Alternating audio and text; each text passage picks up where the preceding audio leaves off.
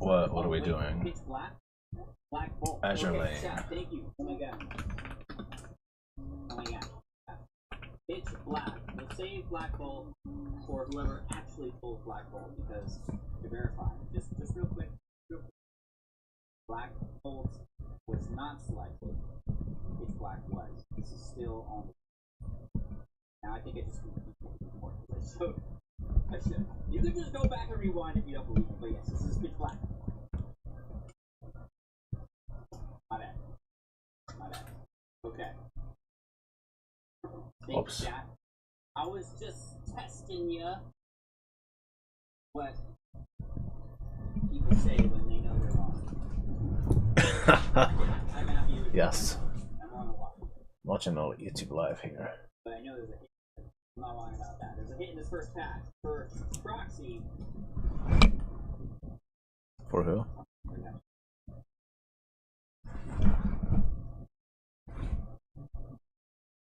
You too.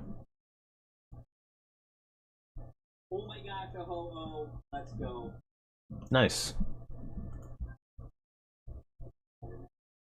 Alright. Somebody got a ho-oh. There's another pitch black with a bonus. I'm all over right now. I'm all over the place. At the yellow phone, I named Sunshine. What are those records? Those are world records done at Card Party 2. I don't do them anymore with Card Party because they're way too expensive for the likes of $30,000 Guinness. But they're really fun experiences. And anybody else? Card Parties could now say their world record. Where do you donate your ball? I actually donated at Card Party, so I do save the commons and uncommons that don't get shipped out, and I just keep them in the 5,000 box, so a Card Party, and then I ship them from San Diego to wherever Card Party is, and they get put into Bulk Alley. Bulk Alley at Card Party is a place where you can go and trade them, get whatever you want, go and build their decks, or their master sets of into the boxes, and a lot of people. Oh my gosh, what is happening? Nice, a Mega Greninja. Whoa, I'm pushing way too many buttons. What is going on? Out of the phone.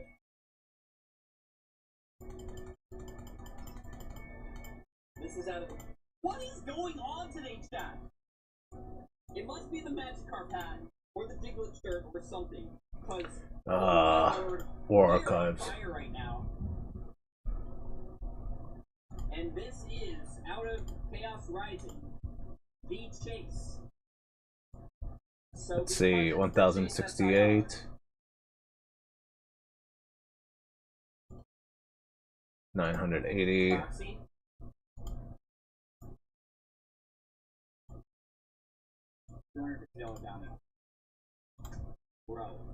Crazy. Congrats, happy for you. They pulled the Mega Greninja EX. I'm so happy for these winners. Mega Greninja EX has been pulled. What is going on? And now we're in the time. There we go, better. What is happening? First sorry, but I have to. Now we're getting everything. Now into pitch black. Okay, here. Awaken. This is amazing. I love your video in Seattle. That was one of my favorites as well. One of my favorites as well. Absolutely. Crap seeing it. You allowed me to see my city in a new light. That's amazing. Unequip.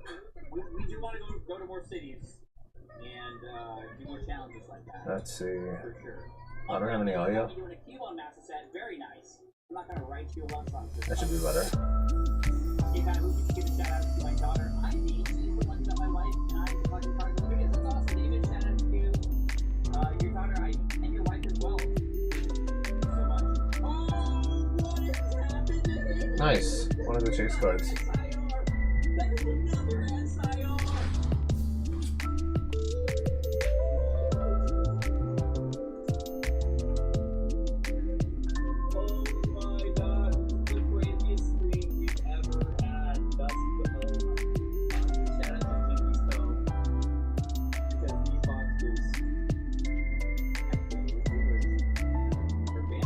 Good one?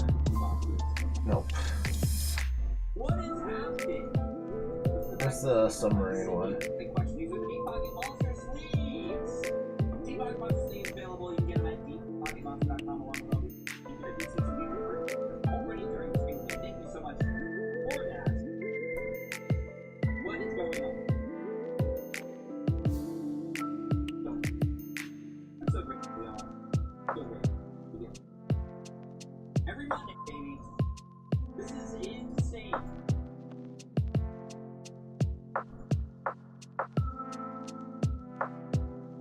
Can we get more out of pitch black?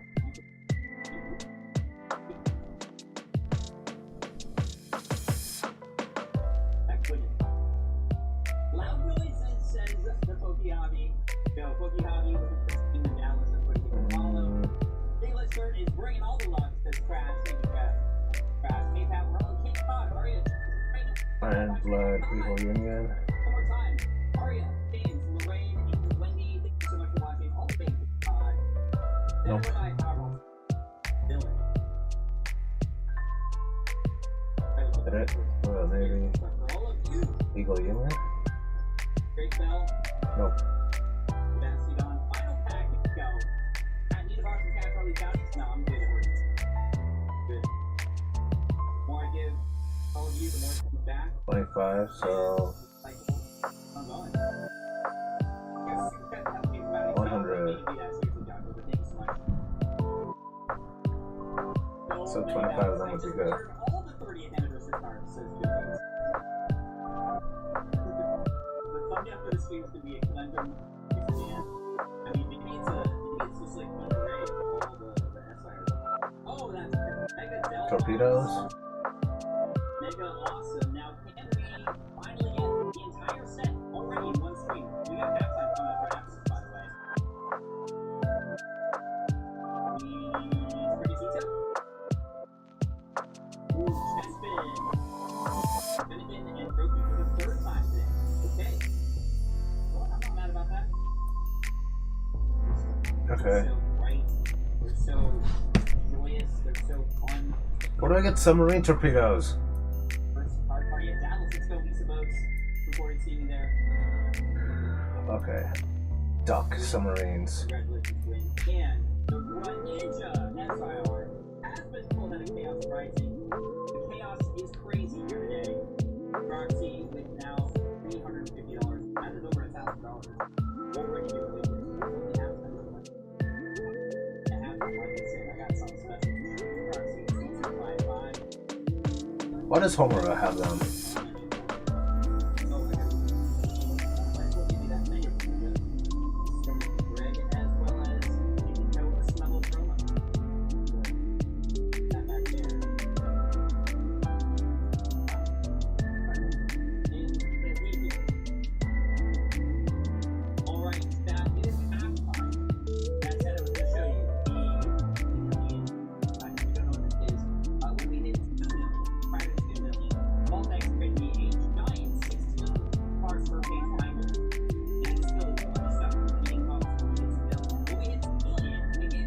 Damn, I need it. Depot. Yes.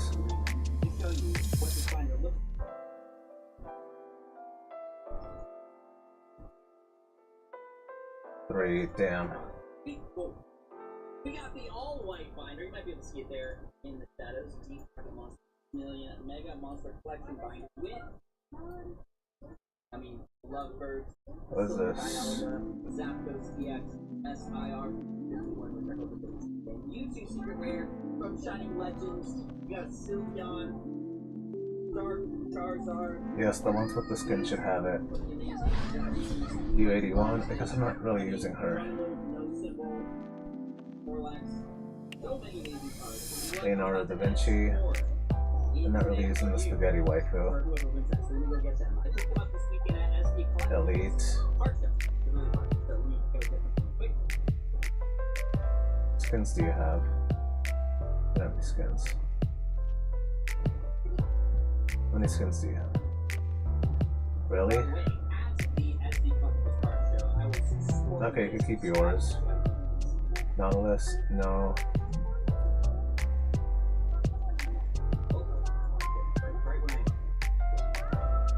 Okay, yes, I'm using you. I'm not using you right now. That's it. I guess I'm not really. Yes, do level. Okay, anyway. Here we go. First card of two that are going into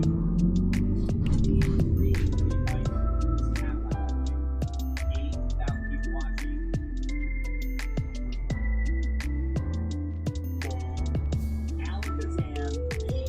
Did he do it? Where is it?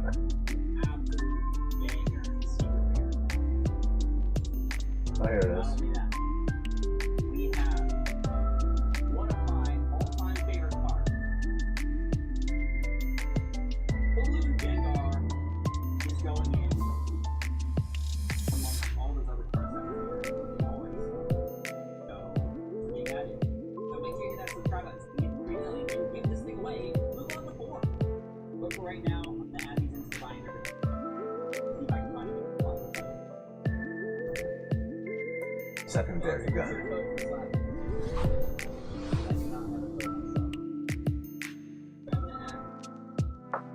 Thanks the main gun. Really? Just that one?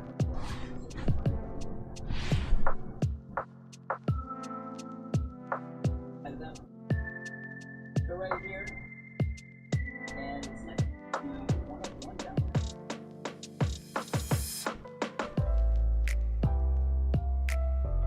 Damn. That's a lot. Alright, now that you're happening, it's much time. Damn, 10,000 coins already. 026 Gonzo is the great slab.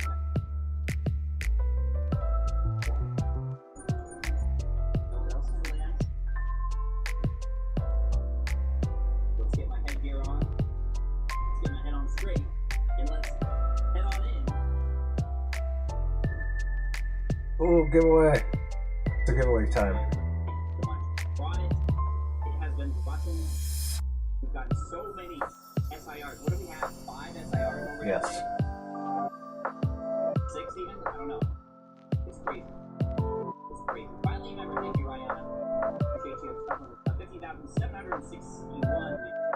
Best of luck. Got Goose and Maddie. Good luck. Goose and Maddie. Congratulations. Did you freeze? Oh yeah, I should. Right now, let's go and see what we're open up for you. We're gonna start with I forgot I need to do exercises.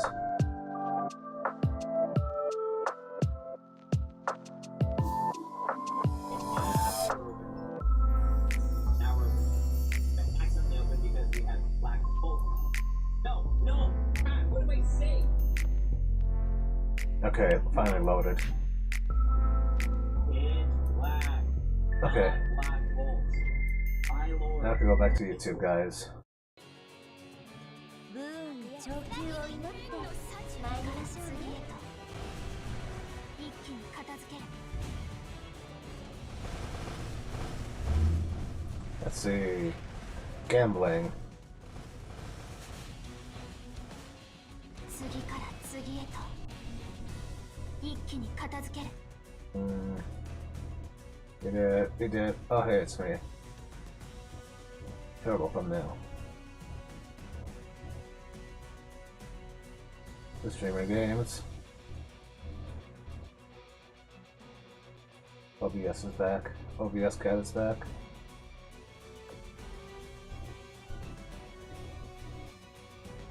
Let's see, what else did they talk about? あんたが指揮 3 days ago, 官かわいい all the Mean Girls VTubing. Yeah, we were watching that. Sex does not like. Yeah, by other side, it was you guys. You guys told me I'm blunt as a rock.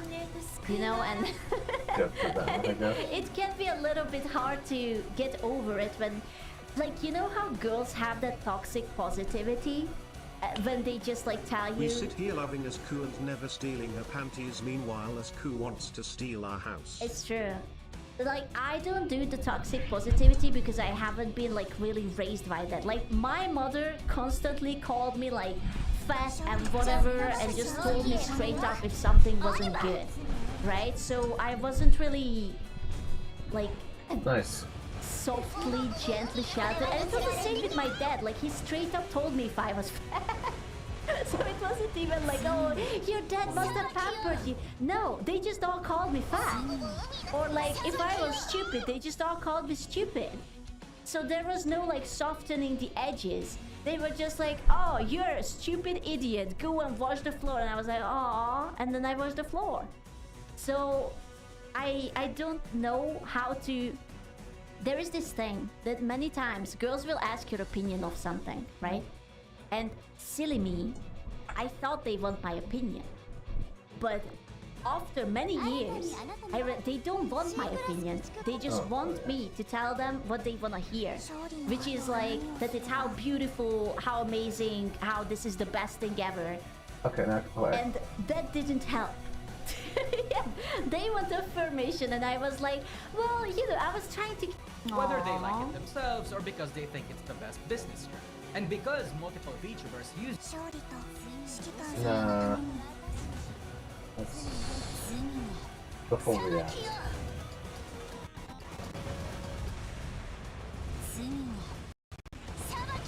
Yeah, so they have... Same time. Watching a rough video.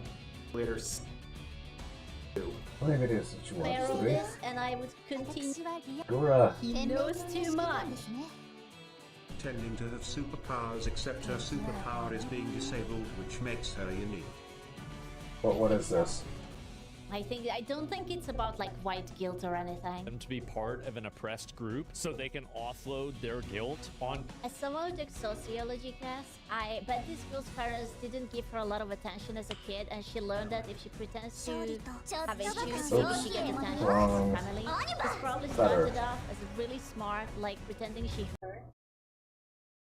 Eventually developed out on the outside the house, and now she's stuck. Yeah? You're probably right. to somebody else and not feel like they're doing something wrong. Can I just say that I don't think it's normal that people... Like, I know that we meme about like, oh yeah, like, oh, we are tissed out and everything, but it's not like a badge of honor to have like a mental illness or something. Like, you're not better or worse. It's just is. It's a way of life. Like, it's like people write it out like they would have won medals. I have to admit that I have a mental condition. Yeah. Every time you don't come on stream during the week, I get heartache and become very sad. I think you have infected me with parasocialism. Take responsibility, woman. Oh no, now I have to be a consistent streamer, otherwise his mental issues will go bad. Yeah. Cooked. Absolutely. I needed you to see this because I am so tired of these people. It's actually... Anyways, here's Wonderwall. And I needed to know that I'm not alone who thinks that it's kind of pathetic to LARP into illnesses and mental problems just to make yourself seem more likable. Oh, that was good. Like, yeah, drooling over your cooking and never getting anything. Please feed me or I might bite you out of hunger. Tomorrow, maybe. I will feed you. I don't know. Then fresh off the press, there's no rare video. Wow. I don't know what it is. Last time you said your... Oh, I didn't say anything. I didn't say anything.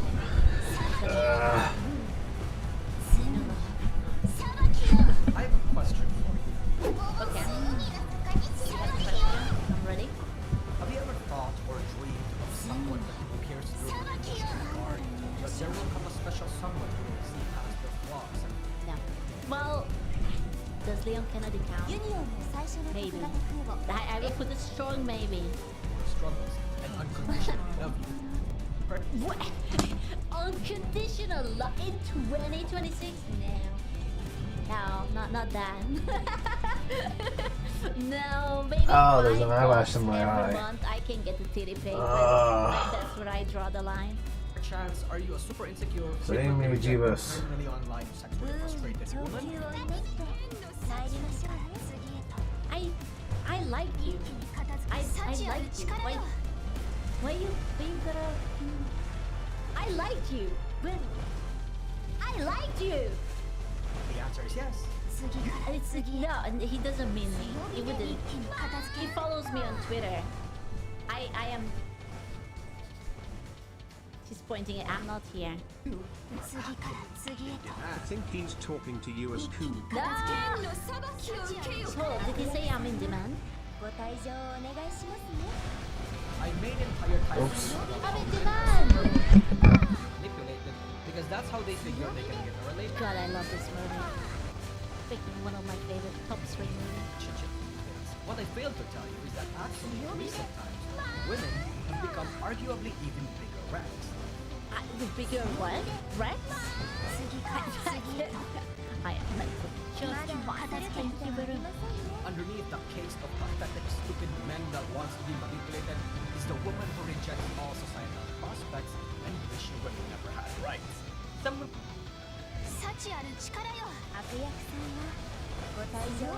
going to block this guy. I'm blocking this guy. He knows too much.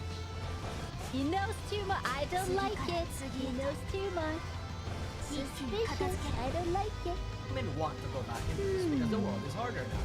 The women who fought for their rights and wanted a world similar to the great economic rise in the Western world, where women can work easily as men and be able to thrive just as easily the way they used to in the 60s.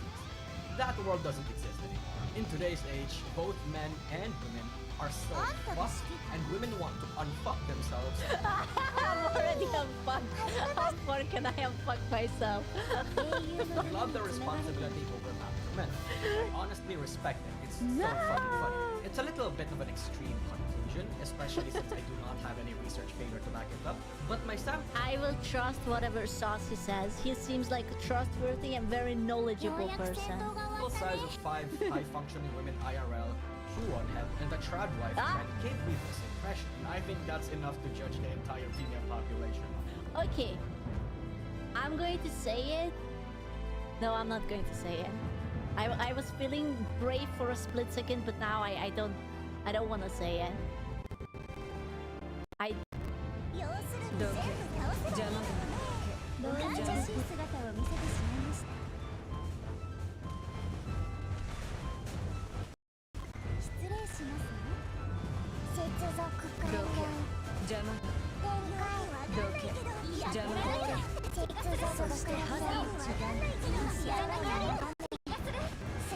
They're dry humping. Like, it is crazy. Usher, he lays a girl on the bed on the stage and they dry hump. Yeah, and this took me to a deeper hole that I'm gonna send you this video. Know about this. Sending us porn. Okay, well, wait, this isn't the vlog. That's just that's just a fan edit. Yeah, of her and Riley, which they look incredible. Oh, it's gonna be hard to find. She posts a lot. She posts a lot. She's also a grinder. Yeah, it was like a vlog of her at Taco Bell, and I don't know. She just does great vlogs. I don't know. Maybe he'll find it. Maybe he won't. Katie posts so much variety content. Like there's clips, stream clips, And she has an alt. she's doing an alt too. Yeah. See, that's a lot. Scooter's just watching that one for fun. We don't blame him. Yeah, so I don't. Anyway, yeah, you do that. You have a bunch of clips, and then Jason is a good one too. Jason does the you just record some clips, then you do a voiceover, and it's like a little TikTok vlog. Yeah. It's easy peasy. It's interesting because I don't post often enough. Yeah. I feel like I have to be so particular with what I post. And I tried you're wrong. experimenting with it. Like I posted some of them just like speaking to the camera. Yeah. And those are great. Yeah. People love those. But people love the outfit stuff for me. So I'm like, ooh, I wonder how they're gonna like just like Yeah, but you getting gotta. the life. But TikTok, you kind of gotta give them it all. Give them everything. Which contradicts what we said earlier about my music stuff, but music's so separate. I think Compared to like a vlog and fashion feels like best friends. I mean, regardless, we will film it anyways tomorrow. Yeah. Behind the scenes. Just do it. Oh my Just, gosh. Emily, you just freaking force her. Emily's got it. You're in good hands. We need to put you in someone's hands. I'm too tired. Someday. Someday. Someday. Okay. Streamer awards. No. Okay. No. Streamer games. There you go. There it is. Wait, I'm not ready for that. We can talk about that. Actually, that's fine. Wait, we have a whole list. I know. But, okay, streamer games, I'm on a team. Yes, you're an all-star. I'm an all-star. Hey now. Which, fuck the haters. Who? Don't even know them. Good call. Yeah, who? Some people were like, she's not an all-star. Pull the stats. I was incredible. I'm You're incredible. an all-star to First place Ludwig. in gymnastics. One Also, time. you did great in volleyball. First in egg drop. That's what people, the erasure, the volleyball erasure, thank you. Like, I remember you were the one that was shot calling. Yes. Yes. Yeah, I was there. And then I saw everybody it. else is getting all the credit, and I'm like, that's fine, because I'm never one to stand up for myself in credit wise. I'd rather other people have it fine. But then all these people being like, why is Cutie an all-star? You go back, you watch that volleyball, the comms, incredible. Yeah. Yeah. No, I was there. I remember I was like, wow, you actually are a volleyballist. Yeah, I used to play. Yeah. I used to No, play. I think, listen. I'm a freaking all-star. We're having a great PR year. Uh-huh. Okay? And you deserve where you're at, and you got that spot. Yeah. And I think your team's gonna do really well. Okay, so I wanted help. I'll fill. And so By the way, I messaged Lud and I was like, hey, if you need help with anything, let me know. Dude, he is not doing well. He hasn't responded to me at all. For the record, I'm just gonna pull back the curtain a little bit. Anyone being mad about any of the casting or whatever, guys, he asked at least like 20 people from every freaking...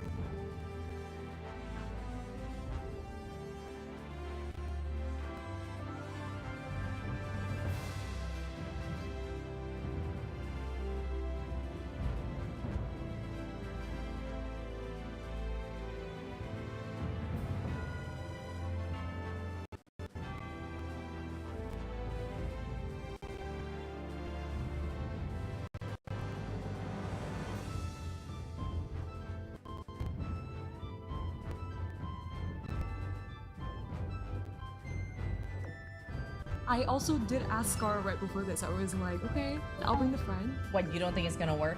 He's gonna smell this trap coming from a mile away. You made me sound like you're doing me the favor. Yo, Broden, way in here. Is that what it is? Like how it's always been between men and women? You just want to have some slight power over me? Typical woman losing an argument and brings out the woman card.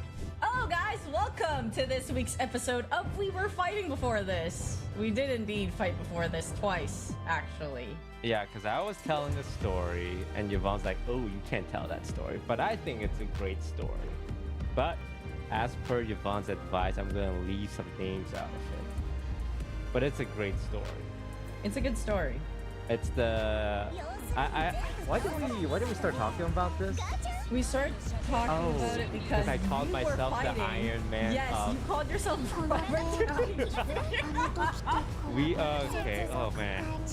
We were, yeah, it all started with Yvonne's biblical greed. Now that the podcast is making money from our Patreon, which you guys should totally check it out, because it's so good that we're making money from it, because the content is good. Yo, shout out Chelsea for the extra money. But now that the Patreon's making money, Yvonne's like, oh, we agreed to a 50-50 split, right? Because Chelsea said, oh, you guys, with this amount of money, you guys can take home dollars. And Yvonne's, I saw her eyes light up and became dollar signs. And I heard the sound cha-ching. And then she started rubbing her hands together like this, like a fly. So dumb. Hey, if you really don't have a purpose, you can work on making our TCG shop. I did think about that. I thought about what is my advantage as a creator. Like, I have a big platform, but where do I have, like, what's my biggest advantage? And it's like social deception games. And the other thing is TCGs or strategy games, card games, because that's where I come from. And I went to a recent, like every card game event I go to, there's a good amount of fans because old school card game players was raised on Magic. Younger folks was raised on Hearthstone, just like the digital card game. I'm younger folk. 10 years ago, Hearthstone. Everyone played it. And I was relatively big in Hearthstone. I wouldn't say I was the biggest. And now that those Hearthstone kids are all grown up in their late 20s, mid 20s, early 30s, they're all into physical card games now because they play it for the social aspect. When I go to these events, there's a lot of fans. And I think to myself, okay, what can I do here? Like, is this the place I want to be? So I've been thinking about Yvonne's dream for a card TCG trading card game cafe / boba shop / board game / coffee shop. But I literally went to one yesterday with Skara, Peter, Anita, and Abe, and we were there for like 4 hours. We ate food there, we opened packs there, and because we were there, we spent more money there. I don't know, it's just random. But it was just fun. Like, it made me feel like, oh, we have a thing where we could hang out for a couple hours. And then we went back to my apartment and we hung out for a little bit longer too, and then everyone went home. And it was just like a nice day off with friends. And I said this before in the last pod, but like, I truly love the idea so much of like how we built the community online, and I would love to like create a nice, comfortable environment in person for people as well, because it's just fun. It's like yip-yapping a little bit with people here and there, and like makes them happy, makes me happy. Well, I was actually gonna bring up what you guys talked about, like being off screen, offline a little bit more. There's so many, I feel like, in people's when they turn 30, into 30s, 40s, you pick a hobby, right? You could play pickleball, you could play badminton, you could join the run club, hobbies. No tennis? Oh yeah, you can play tennis. Exactly. oh, tennis is not a hobby. Tennis is a hobby. It's a way of life. Okay. Alright. So, I was just gonna ask, do you think some of these hobbies are kind of like trends, right? Like, do you think, like, you know, maybe...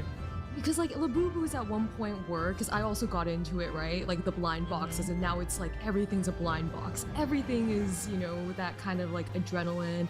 And some of these hobbies, maybe it's kind of the... Maybe not the same idea, but... I just think like when you do go into your 30s, you pick something, right? And you want to grow the community. So what about, like, I know like Toast, you were just saying you're like maybe in this a little bit of a rut. Camping maybe wasn't like, it was an idea, but tried it, maybe it's not your favorite. Maybe a run club? Like, would you ever consider joining any of these? And I can list a couple and you can just, yeah. I feel like it was really extreme. Like, if you did the camping thing, but it was like extreme, what if it was like a little less extreme? Then do you think you would like it more? Well, there's a version of camping, and I think you've seen those videos where it's more about the aesthetic. Yeah. And the technology. Like, they have the self-inflating giant camp with 2 rooms, and then the stove that has a chimney, and then he's making Korean barbecue in his camp. Oh yeah, that's awesome. I think maybe that's the next direction, because we did not have that. Yeah, like I was thinking as I was doing that, I was like, okay, I'm at the stage in my life where this is the type of camping that I like, because I just do like being comfortable. I do like having like a cleaner bathroom, and I want the resistance or barrier to going out to nature like a little bit less for me, because I'm not like a hey, if you really don't have a purpose, you can work on making our TCG shop. I did think about that. I thought about what is my advantage as a creator. Like, I have a big platform, but where do I have, like, what's my biggest advantage? And it's like social deception games, and the other thing is TCGs or strategy games, card games, because that's where I come from. And I went to a recent, like, every card game event I go to, there's a good amount of fans, because old school card game players was raised on Magic. Younger folks was raised on Hearthstone. It's like the digital card game. I'm younger folks. 10 years ago. Hearthstone. Everyone played it. What is Hearthstone? And I was relatively big in Hearthstone. I wouldn't say I was big. Hi, puppy. And now that those Hearthstone kids Who's all a good grown boy? up in their late 20s, Who's a mid good boy? 20s, early 30s, they're all into physical card games now because they play it for the social aspect. When I go to these events, there's a lot of fans. And I think to myself, okay, what can I do here? Like, is this the place I want to be? So I've been thinking about Yvonne's dream for a card Good boy. TCG trading card game cafe / boba shop / board game / coffee shop. I literally went to one yesterday with Skara, Peter, Anita, and Abe, and we were there for like 4 hours. We ate food there, we opened packs there, and because we were there, we spent more money there. I don't know, it's just random. But it was just fun. Like, it made me feel like, oh, we have a thing where we could hang out for a couple hours. And then we went back to my apartment and we hung out for a little bit longer too, and then everyone went home. And it was just like a nice day off with friends. And I said this before in the last pod, but like, I truly love the idea so much of like how we've built a community online, and I would love to like create a nice, comfortable environment in person for people as well. It's just fun. It's like yapping a little bit with people here and there, and like makes them happy, makes me happy. Well, I was actually gonna bring up, well, you guys talked about like being off screen, offline a little bit more. There's so many, I feel like in people's, when they turn 30, into 30s, 40s, you pick a hobby, right? You could play pickleball, you could play badminton, you could join the run club, hobbies. No tennis? Oh yeah, you can play tennis, exactly. Oh, tennis is not a hobby. Tennis is a hobby. It's a way of life. Okay. Alright. Okay, there we go. So, I was just gonna ask, do you think some of these hobbies are kind of like trends, right? Like, do you think like, you know, maybe, because like Labubu's at one point were, because I also got into it, right? Like the blind boxes, and now it's like everything's a blind box. Everything is, you know, that kind of like adrenaline. And some of these hobbies, maybe it's kind of maybe not the same idea, but I just think like when you do go into your 30s, you pick something, right? And you're like, you want to grow the community. So what about, like, I know like Toast, you were just saying you're like maybe in this a little bit of a rut. Camping maybe wasn't like, it was an idea, but tried it, maybe it's not your favorite. Maybe a run club? Like, would you ever consider joining any of these?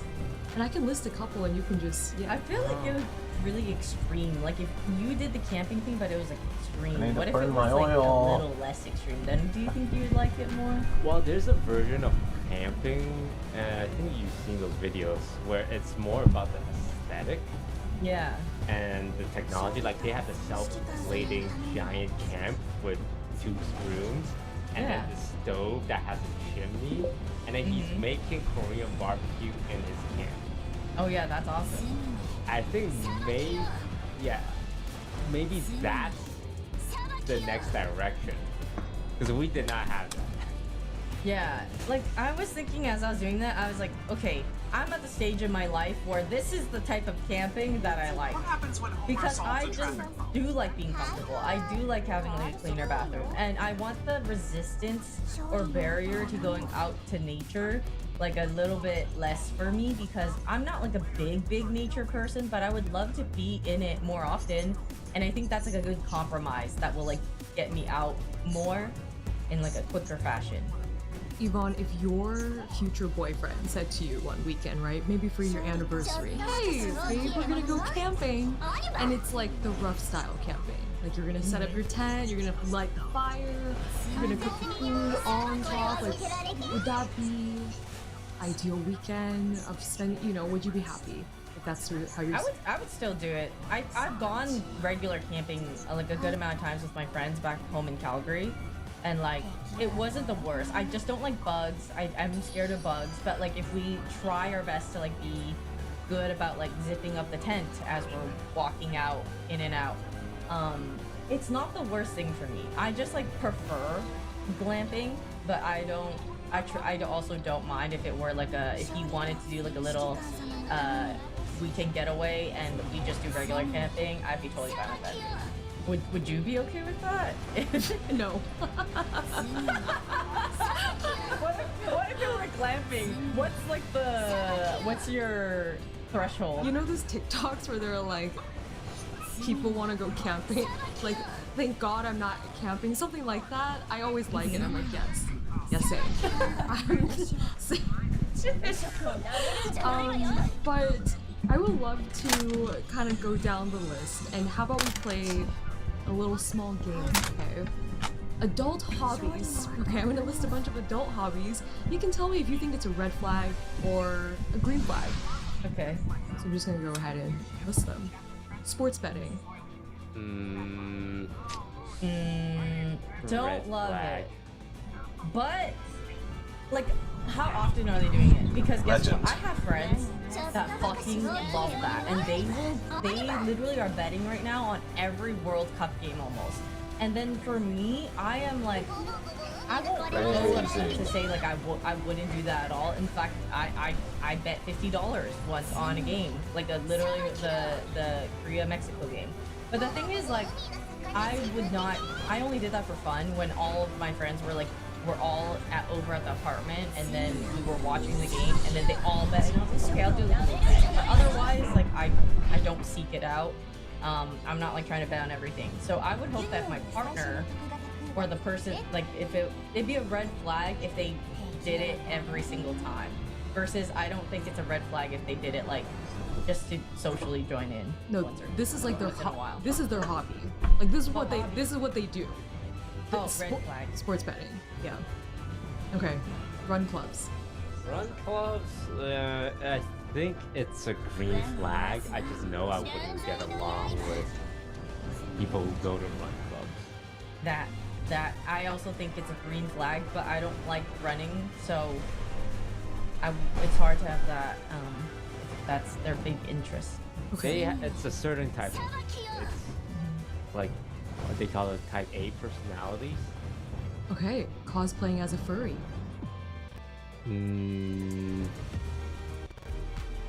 About it? I'm sorry, what makes it so you have to think about this? Because I'm not judging the people for having hobbies. What was they like to cosplay as furries? Yes. Yo, Scar does that. Does he? No way! Really? Someone show her the picture. Wait, really? Does he actually? Yeah. Oh wait, Not seriously, but he's done it before for fun. For fun. Okay. Okay. I think I don't know, is red flag the word? It's more like that's not my vibe. Yeah, you can say that. We can do like a middle ground. The hobby itself is fine. I just think it tends to attract, more often than not, awkward people with specific tastes and humor that a lot of people are not aligned with. But doing the hobby itself is fine, in my opinion. It's more the people that do it can say things or do things that might be a little off-putting to someone who's not familiar with the culture. I see. Okay. Disney adults. That's their hobby. They have like their annual pass. They're going every single time they can.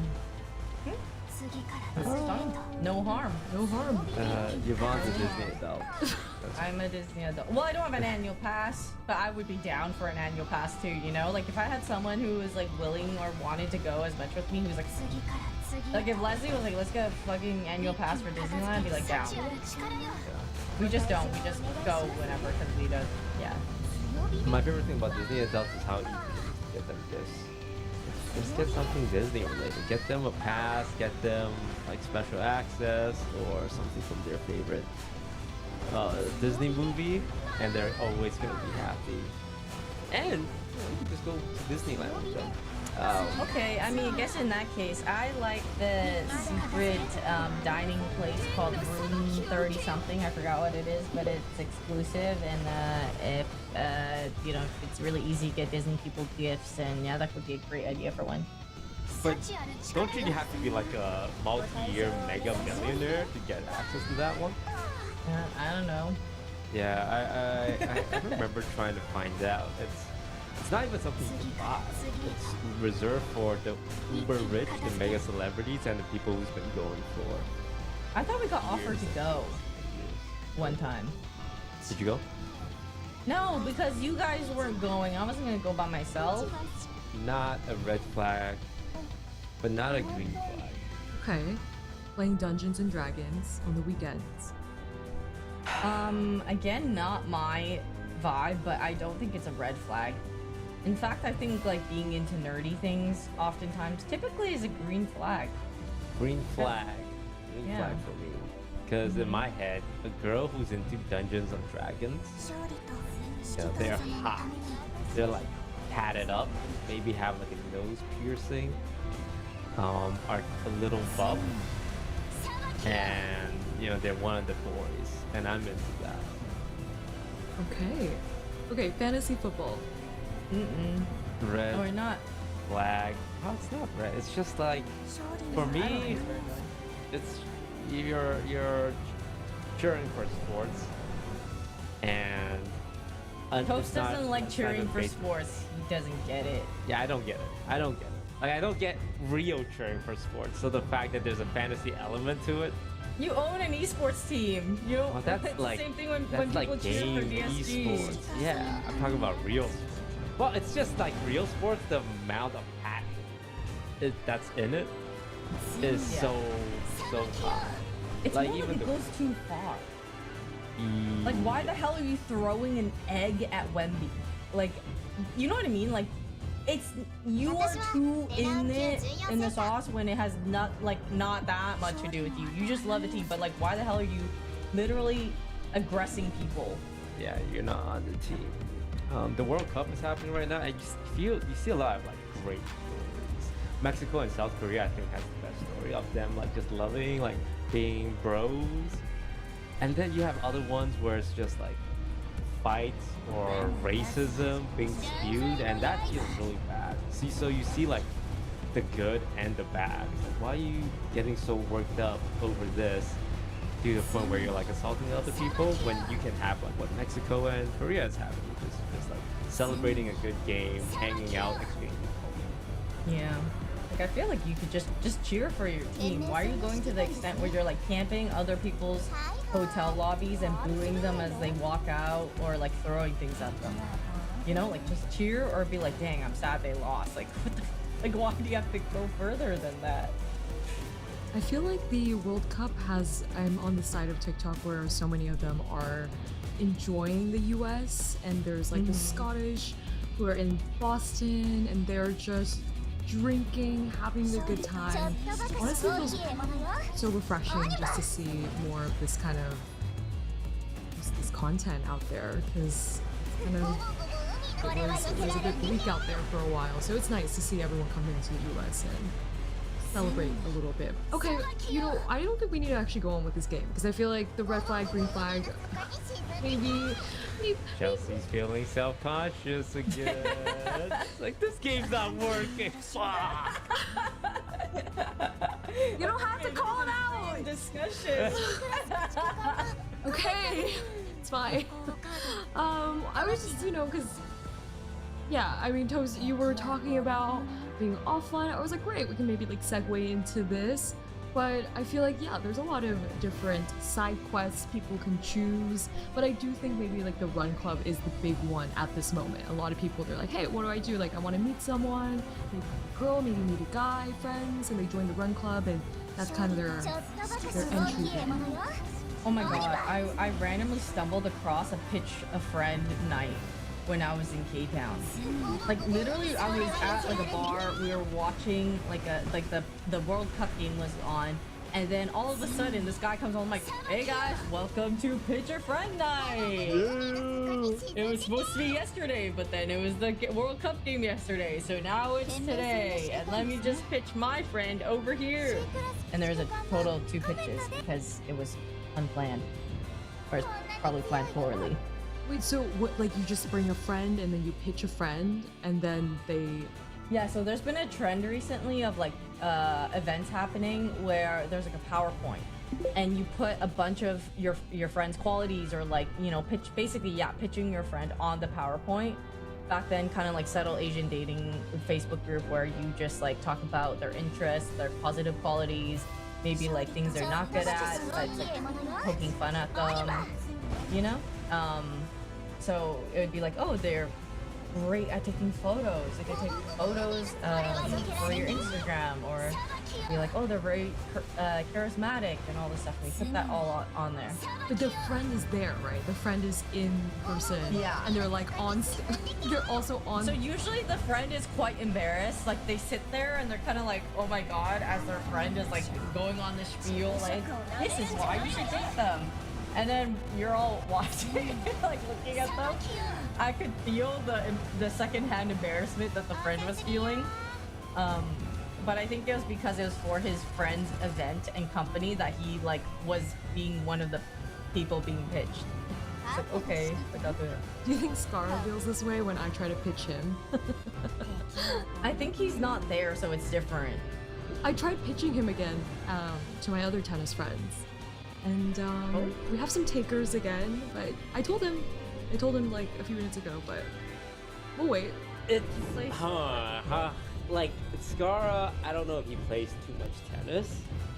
It's more, I feel like you would have to bring them to a TCG card game then bring my tennis friends, right, to the TCG round. Exactly. Yes. Okay. Yeah. Or meet on neutral ground, because having him come out to play tennis feels like he's an invader. Ooh, wait, that's so good. Yeah, we need to meet on either neutral ground or a space where it's a good time for the lady, but also like something he's more comfortable. I was gonna say like this is good because at Riftbound events, but Skara, can you get a picture?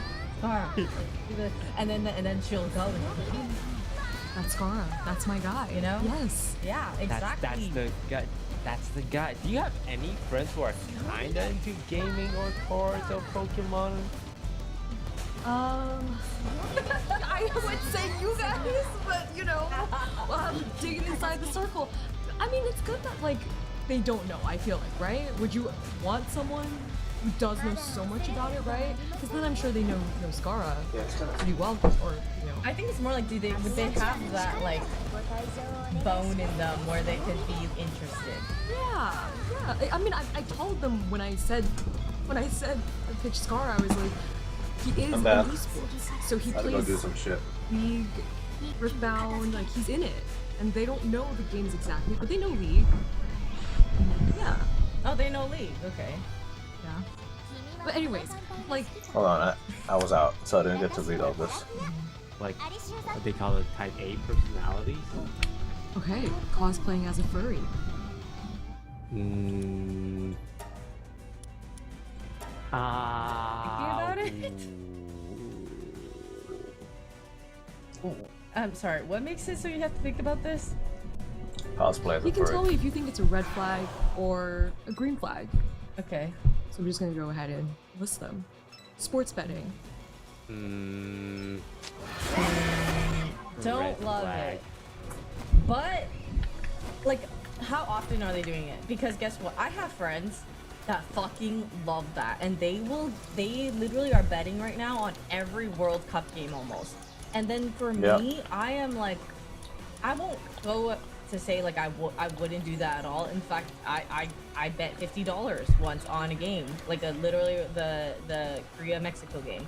But the thing is, like, I only did that for fun when all of my friends were all over at the apartment, and then we were watching the game, and then they all bet, and I was like, okay, I'll do like a little bit. But otherwise, like, I don't seek it out.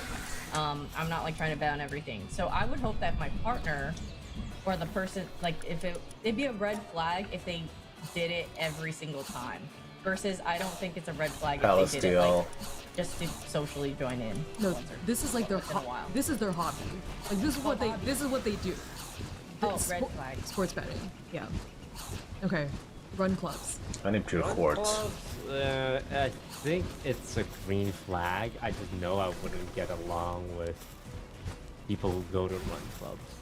That I also think it's a green flag, but I don't like running, so it's hard to have that if that's their big interest. Okay. It's a certain type. It's like what they call it, type A. Okay, I need more guns. Okay. More gun Cosplaying as a ammo. furry.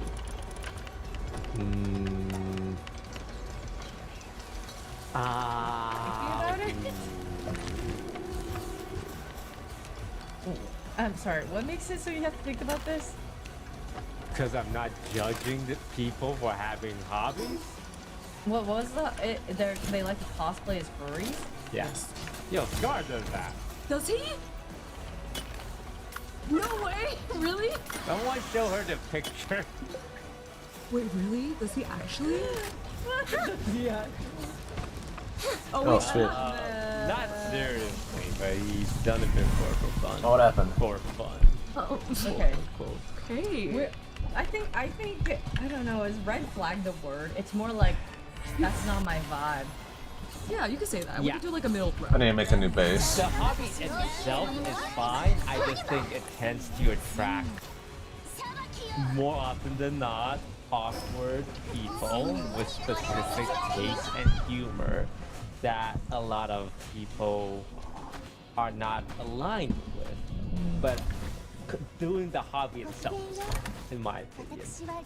It's more the people that do it can say things or do things that might be a little off-putting to someone who's not familiar with the culture. I see. Okay. Let's grab all this shit. All their hobby. this shit. Let's They have grab like it. their annual pass. They're going every single time they can. And No harm. no harm. Yvonne's a Disney adult. I'm a Disney adult. Well, I don't have an annual pass, so I would be down for an annual pass too, you know? Like, if I had someone who was, like, willing or wanted to go as much with me, who was like, if Leslie was like, let's get a fucking annual pass for Disneyland, I'd be like, down. We just don't. We just go whenever. We don't. Yeah. Transformers. My favorite thing about Disney adults is Robots in disguise. just get something Disney related. Get them a pass, get them like special access or something from their favorite Disney movie, and they're always gonna be happy. And you can just go to Disneyland with them. Okay, I mean, I guess in that case, I like the secret dining place called Room 30 something. I forgot what it is, but it's exclusive, and if it's, you know, it's really easy to get Disney people's gifts, and yeah, that could be a great idea. Yeah, about 5,000. Don't you have to be like a multi-year mega millionaire to get access to that one? I don't know. Yeah, I remember trying to find out. It's not even something you can buy. It's reserved for the uber rich, the mega celebrities. Alright, let's see. Who's gonna mine quartz? I thought we got offered to go one time. Did you go? No, because you guys weren't going. I wasn't gonna go by myself. Not a red flag, but not a green flag. Okay. Playing Dungeons and Dragons on the weekends. Again, not my vibe, but I don't think it's a red flag. In fact, I think like being into nerdy things oftentimes typically is a green flag. Green flag. Green flag for me. Because in my Matter head, electricity. the girl who's into Dungeons and Dragons, they're hot. They're like tatted up, maybe have like a nose piercing, are a little buff, and you know, Okay, I need a. and I'm into that. Okay. Okay, fantasy football. Red Or not. flag. It's just like, for I don't think me, it's red flag. it's you're cheering for sports, and Toast it's not doesn't like a cheering sign of for base- sports. He doesn't get it. Yeah, I don't get it. I don't get it. Like, I don't get real cheering for sports. So the fact that there's a fantasy element to it, You own an esports team. You know, well, that's it's like the same thing when that's people like cheer for game DSG. esports. Yeah, I'm talking about real sports. Well, it's just like real sports. The amount of passion that's in it is so high. It's like more even like the it goes too far. Like, why the hell are you throwing an egg at Wemby? Like, you know what I mean? Like, it's you are too in the sauce when it has not that much to do with you. You just love the team, but like, why the hell are you literally aggressing people? How online? The World Cup is happening right now, and you see a lot of like, Mexico and South Korea. I think have stuff them like developing, like being bros, and then you have other ones where it's just like fights or racism being spewed, and that feels really bad. See, so you see like the good and the bad. Like, why are you getting so worked up over this? to the point where you're like assaulting other people when you can have like what Mexico and Korea is having, which is just like celebrating a good game, hanging out. That was not a good game. Yeah.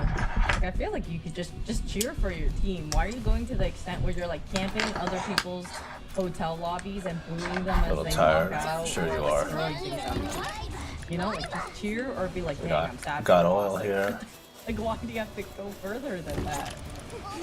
I feel like nice organs. Nice organs. On the side of TikTok where so many of them are enjoying the US, and there's like the Scottish who are in Boston and they're just drinking, having Hey yo, you got my ports? Honestly, it feels so refreshing just to see more of this kind of this content out there. That's the good ports. It was a bit weak out there for a while, so it's nice to see everyone come into the US and celebrate a little bit. Okay, you know, I don't think we need to actually go on with this game because I feel like the red flag, green flag, maybe Chelsea's feeling self-conscious again. Like, this game's not working. Let's see. You don't have to call it out. Discussion. Okay, it's fine. I was just, you know, because yeah, I mean, Toast, you were talking about being offline. I was like, great, we can maybe like segue into this. But I feel like there's a lot of different side quests people can choose. But I do think maybe like the run club is the big one at this moment. Okay, I made 30. What do I do? Like, I want to meet someone. That's me enough. I'm gonna go battle. Guy friends, and they join the run club, and that's kind of their entry in. Oh my god, I randomly stumbled across a pitch a friend night when I was in K-Town. Like literally, I was off the at islands like a bar. now. We were watching like the World Cup game was on, and then all of a sudden this guy comes home like, "Hey guys, welcome to Pitch Your Friend Night." Yeah. It was supposed to be yesterday, but then it was the World Cup game yesterday. So Pitch Your Friend Night.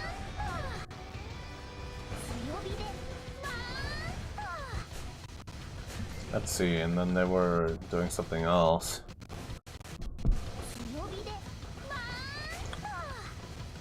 Yeah. This. What the fuck? Oh, yeah, I remember that.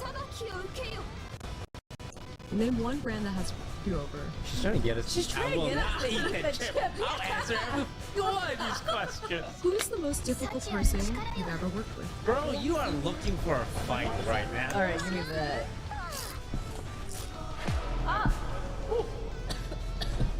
Oh no. No, Chelsea, this is what you wanted, right? It's nerd derogatory. It's us, Yvonne and Toast, and we're finally back together in the flesh, next to each other. I can reach over and... You're so... Not with your feet! Okay, sorry, I was just trying to bond. But we're back, and Yvonne, you were just telling me about this $1 million idea you have. I have well, okay, I'm not thinking about necessarily the money, but that would be a great bonus if we could make this happen, okay? My idea. Do I just say it into the void like this? Yeah, just say it like... Go to that island. It's not an original idea, so I don't think you should worry about it. I know a lot of people have had this idea, but... oh, Peter also had this idea. I literally said the same thing that like I also wanted to do for this. Okay. But it was to open a TCG shop with like cafe and stuff, or like it doesn't have to be necessarily cafe. It could be cafe boba, but it's just a place where people could gather and enjoy nerdy and fun stuff together, like Pokemon, Magic, Riftbound, anything. And because basically I've been going to a lot of Pokemon or like card shops recently, and they have tables out and they have people playing community night games and everything. They gather and they have like tournaments, or they have all these things that bring people together, and it looks really fun. It looks like you just walk into a place and then you see familiar faces and you see people weekly or often, and that is really exciting to me.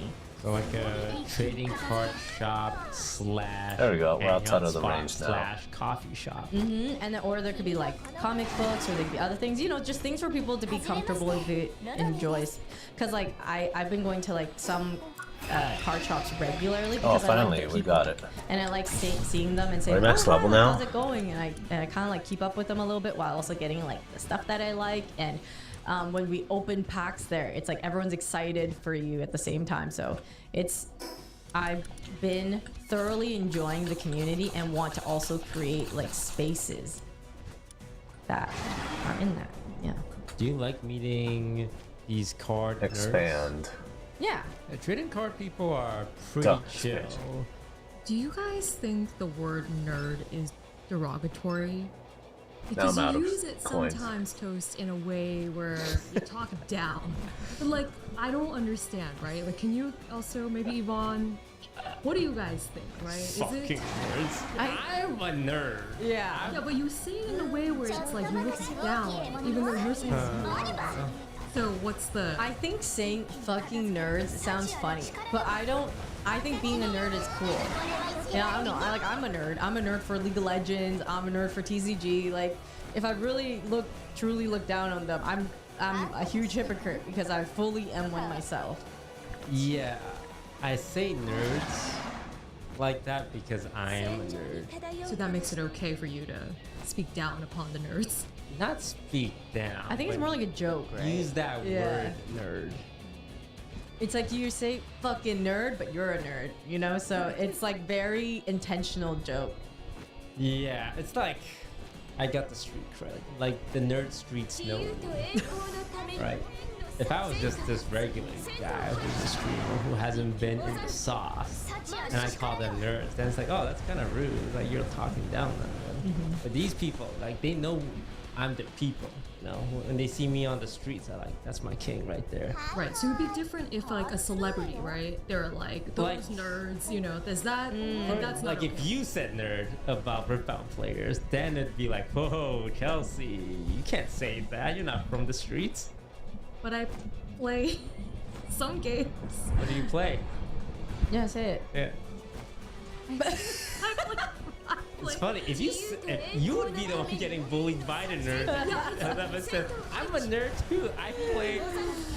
You know what's funny? It's like Chelsea sent us a message and she was like, I'm doing my homework. You just see a picture that she sent of herself with the League of Legends client open. Did you log in? Did you play? I did play. And how was it? Yeah, this weekend I called up a good friend in South Korea.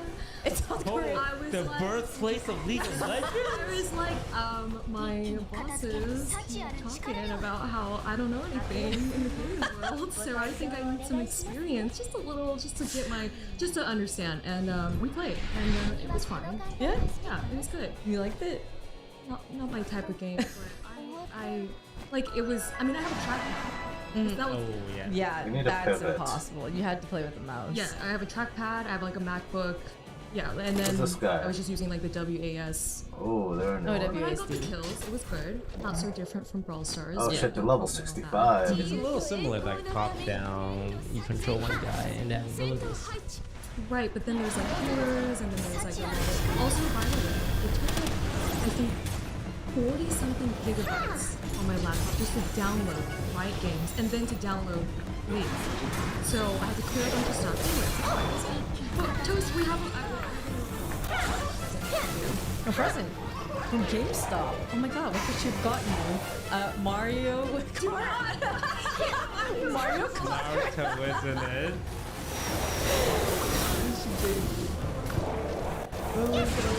GameStop is where all the others go for shit. He loves that. A Nintendo shop gift card. 2 weeks ago, so I decided to make my way to GameStop. There's no more Toys R Us. Just open it, and then I'll explain. And it is. Oh! That's Shino Aburame. They didn't have Naruto. They honestly didn't have anything. Then they had this one and Shino. Damn, I'm out. Shino. No, not this one. Oh. The other. I don't think this is an island. I think this is a whole Choji. continent place. Yeah. It was between that and this one. But I like this one a little bit better. I like Shino more than Choji. His power is to control insects. You see these black things are like little bugs coming out of his body. So she did buy you something From Naruto, yeah. And you know what? Thank you, Chelsea. Of course. It's the effort that you go through. It was effort. It Yeah, was. I was like the only female in there, on the ground, like looking at, like taking all the Funko Pops onto the ground, sorting them out. Funny that she went into GameStop to get you a Naruto thing. Keeps stacking up. Okay, guys, 50th episode. Oh my god, it's our 50th episode today. Yay. Well, Yvonne, first off, new hair. Yeah. It looks less bright in person. Yeah? I think on camera it was like more bright. Yeah, it's pretty. Yeah, in person maybe a little bit less, but I always like it after a couple washes because it's usually stronger when you So first good. start. Thank you. Giving strawberry. Yeah. Okay, let's talk about the Knicks. I know you were watching Yvonne. It's not Nixon 4 anymore. It's Nixon 5. I know. People are spending around like 10, like that's conservative, 10 to 70K on these tickets.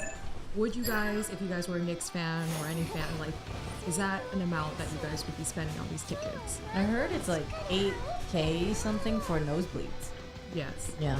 It's very expensive. If the Lakers were in the playoffs or like in the finals, my favorite team, I think I would spend. No, I don't even know if I would spend maybe 5K max. You know, if it's if it felt like it was once in a lifetime. Okay, if it were the Knicks thing is a different situation because Knicks haven't been in the finals since like 1987 or some shit. It's been a long time. They didn't even win. They were just in the finals. If my city hasn't won in that long, I would probably pay that amount. But if it was like, oh, the Lakers have won like years before a couple times, like whatever, then I probably wouldn't pay to go see them.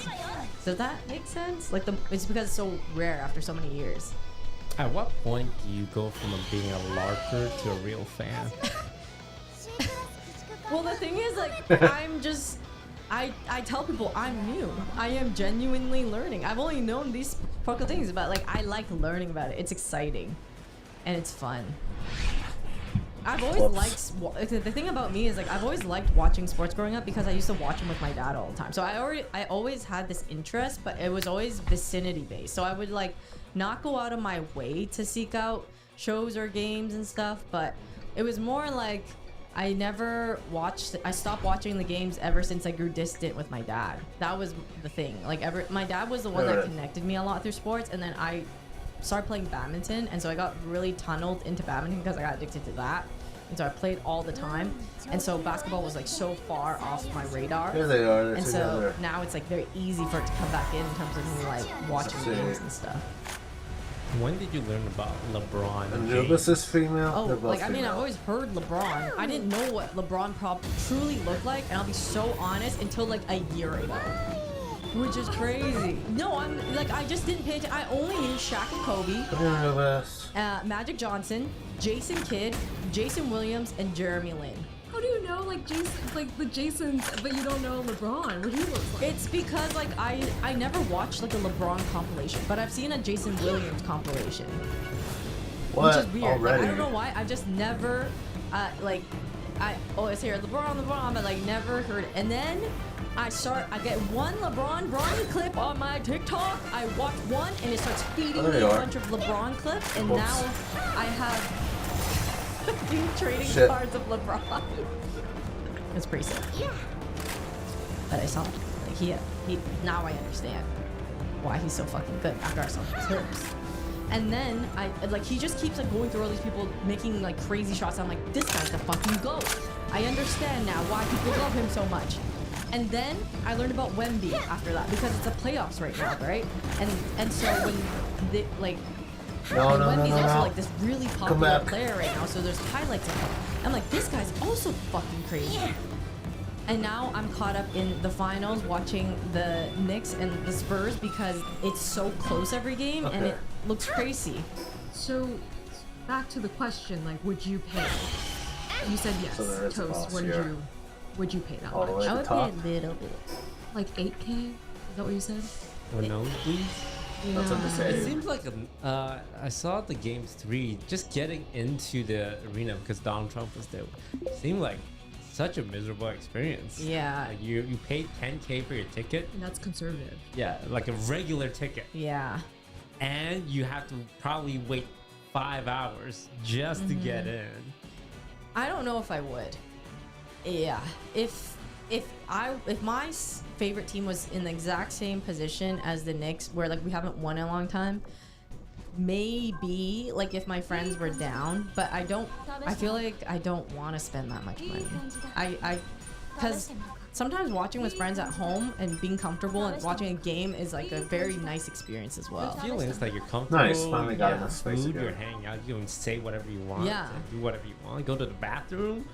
Like, it's arguably a better experience. But I have been in the arena for games, and the vibes is different. It's like going to Worlds, like it's really hype. So I totally get it. I just think that money would be the one thing holding me back from that. Otherwise, I totally would go in person.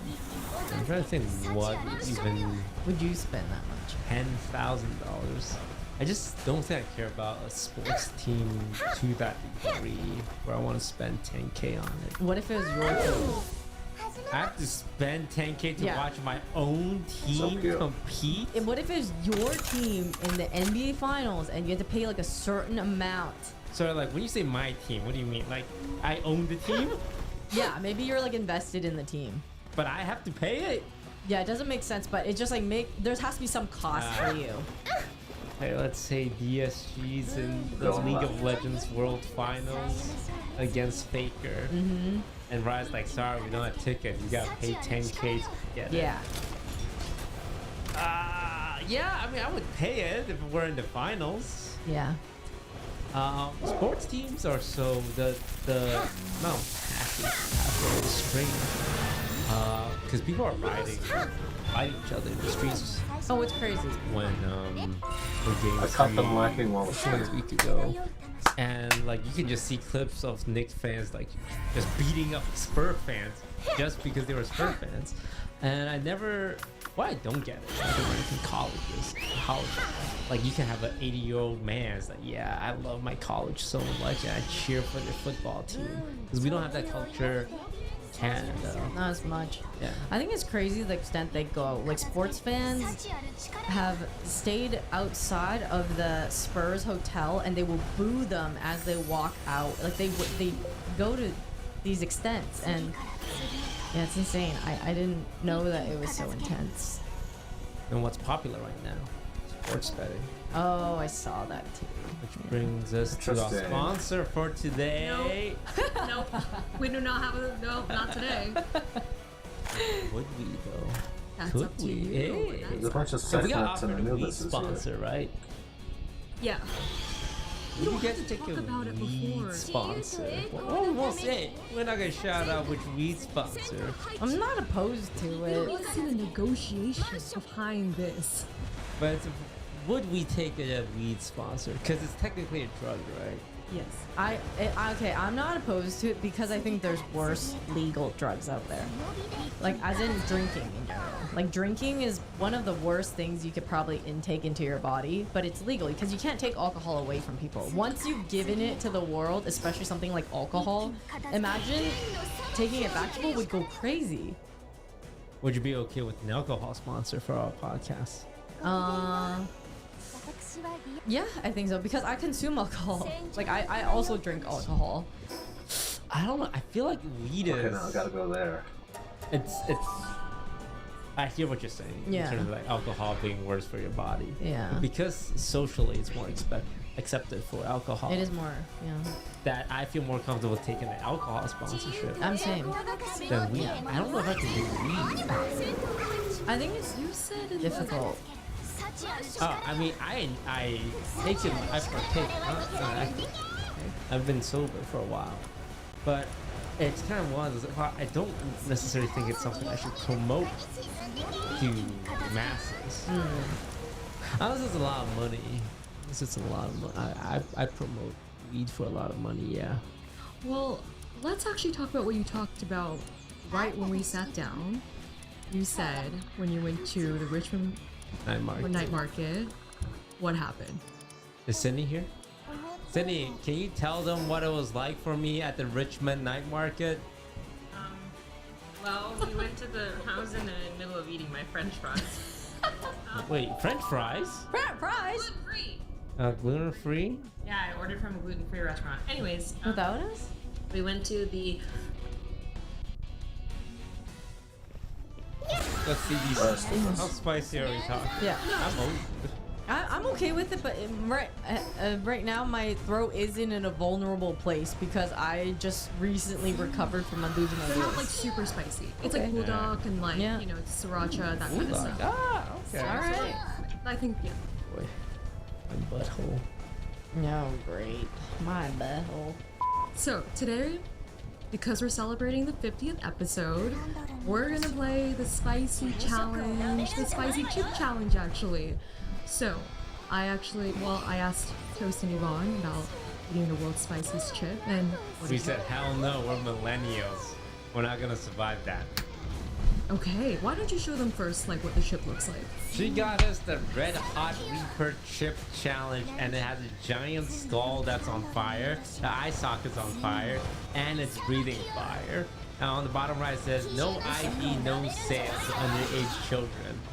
And inside, they have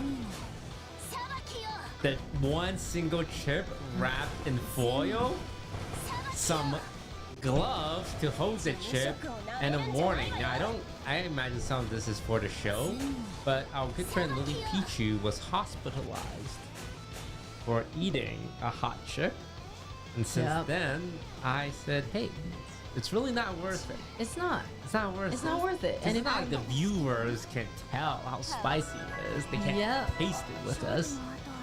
And it's like also being hospitalized in the US. Are we sure it's the same one? Because there's like two types. I didn't get the other one, like the tomb one. Well, the thing is, maybe 5 years ago our body could handle that. I don't think currently our bodies can handle it. We're Yeah. aged out of it. Sriracha makes me feel bad now. She I have said to drink Tabasco. some. I need to drink some milk ahead of time. Yeah. Well, I do have Pepto. So, else do we but have here? we're gonna play 32? today's game, Spicy Chip Challenge. I have 4 types of hot sauces for you guys. We're gonna start with wasabi. So I'm gonna ask a question. If you guys don't answer it, then you're gonna have to eat a chip with the wasabi. Okay. I'm just gonna answer every question. Loophole. Okay. Who's the most difficult person you've ever worked with? All right, give me that. Give me that. Well, actually, dang, it's kind of possible. You can't say don't. You can't say each other. No, I wasn't gonna say him. One of my managers, both my managers, I would say, at the casino I worked with in HR years and years ago, did not get along well with it. If I eat this, that means I don't want to answer it. If he doesn't go, why doesn't he want to answer it? It's because it's someone he knows, and that's publicly secret. Or it's just someone who's like a random ass manager. He'll just happy to see that. So if he doesn't eat it, he'll be a witch for who that person is. So if anything, I should just say it. Who was the most difficult person I've ever worked with? I don't know, but 2 people for you. 2? Who's the first? Who's the second one? You know who the first one is? I don't know who the first one is. Potentially your old manager, but you did. I mean, he wasn't difficult to work with. He just kind of. Okay. Tangent story. Let's defend these. I signed my Facebook deal for millions of dollars. Agency fees normally 20% back then. Nowadays it's like 10 to 15%. What I didn't know back then was for platform deals, a lot of agencies wouldn't take the full 20 because it's such a large sum number. So they would take like 10 to 15. And I didn't know that. I'm like, yeah, 20% off these multi-million deal. Yeah, sure, that's fine. And then I find out later, I think, from someone who's done this deal, it's like, oh yeah, they only took 10% from me from like the same agency. And I'm like, what? And my problem was, it's more like I saw my agent as my friend, but he was kind of like business first and then maybe friend second. And if anything, like I cracked down on him, and looking back, it's like I shouldn't have done that because he was just doing his job. It was just business. It wasn't personal. It was more on me for thinking that it was a friendship first, business second. But after that, I fired him because it's like, oh, this wasn't what I expected. But I was just a wee lad from Canada. I wasn't familiar with the Los Angeles city slicker ways, and that helped me learn. That's the manager you're thinking of, right? Yeah. The first person you're thinking of is Pokey. Oh my god. Damn, let's just gonna say it like that outright. No, I think we talked about this on the Truth or Drink videos with Offline TV. It's like, oh yeah, I had a really difficult time working with her. It's not because she was a diva or a bitch or like mean or rude or anything. It was just like, she thinks getting to this location, we take the left road. I think we take the right road. And I always said, like, if me and her just picked the road together, it would have worked. It actually didn't matter which road, but because I was really stubborn and she is very confident in her ways as well, we were just like, no, I want to go right, and she would say, I want to go left, so we butt heads a lot. So that's where this pussy came from. But with Makoto, she has never been demanding or unreasonable. She's just very opinionated, and most very opinionated, and that's the reason why me and her struggled together. What do you think of it? Well, I also didn't think it was a crazy drama thing. I felt like you guys both you both had your opinions respectively. Yeah, and also like we valued each other's opinions a lot as well. Like, we would listen to each other, respect each other's thought process. We just never could often come to an yeah, I don't really know what that's supposed to do with this. Yeah, well, now we don't want to eat the chip. We don't want to.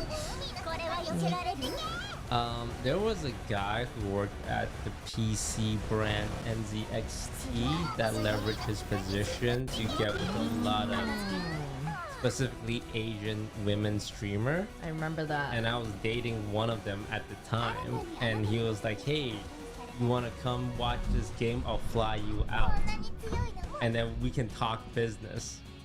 NZXT is the brand. I hope he's not working there anymore. If he is, you know who you are. You're a fucking weirdo. There's one at as well. Maybe don't include that one. Like, not. Because there's people who working. You pass. Just. Yeah, keep the NZXT one, but bleep the other company. Yeah. Oh. Okay. He's still around, right? I don't know. I haven't seen him. You know what I'm talking I know. I know who you're talking about. I bet when this comes out, Chelsea's gonna be the one that blinks and bleeps it all out. Yeah, that's the plan, guys. Are you guys gonna eat the chip? I mean, she's eating. She's eating a chip. I don't know if it's spicy. I got one. We're moving on. It's the party at the Vegas club that we went to. It was the Offline TV party. You remember that? Yeah. And then these fucking streamers, they want to order drinks. I remember I was at a table. We had the special VIP area because it's an Offline TV party, and Tarek was there and Ludwig was there. Like, yo, let's get more drinks. For some reason, there was not a lot of drinks. There was like one bottle of table at the start, and it's like hundreds of streamers. Let's get another bottle. Bring another bottle. Bring two bottles, and it's magical fantasy. There's one person you're the.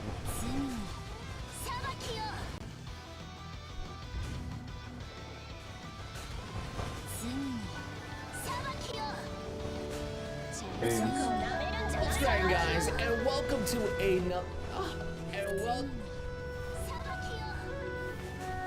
another Pokemon meme session out here. Not interrupting my phone channel on the side over here. But yes, it's another tag. You guys know I love Pokemon. It's like one of my obsessions. It's like Star Wars, Pokemon, and I guess anime sandwiched in between, kind of like this weird Oreo mix here. Maybe I should start doing maybe some Star Wars memes because there's a lot of good. Really that quick? Especially with Obi-Wan here, so. You know, leave a like if you guys want me to start dabbling in maybe some Star Wars stuff. I think that could actually be pretty cool. Let's just get straight into like another fan base, Pokemon, right here, right now. Let's get to it. Is it possible to fall in love with a Pokemon?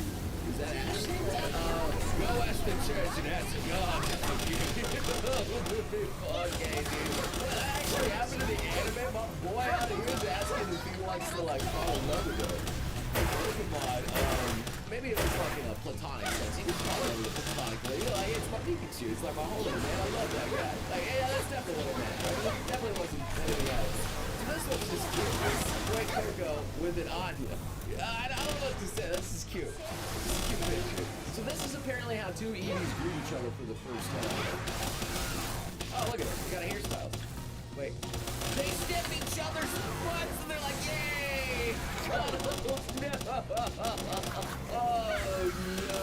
They actually did that. I guess they were closer to the dogs and foxes. Damn it. Foxes are pretty much like so close. Anyway, to be fair. But they made them sniff each other's butts. Now, you understand what kind of weird fan art that's going to make. So then, in Pokemon Arceus, I braved the wild and faced up against beasts, knowing any moment. Crazy. Wow, look at that thumbnail.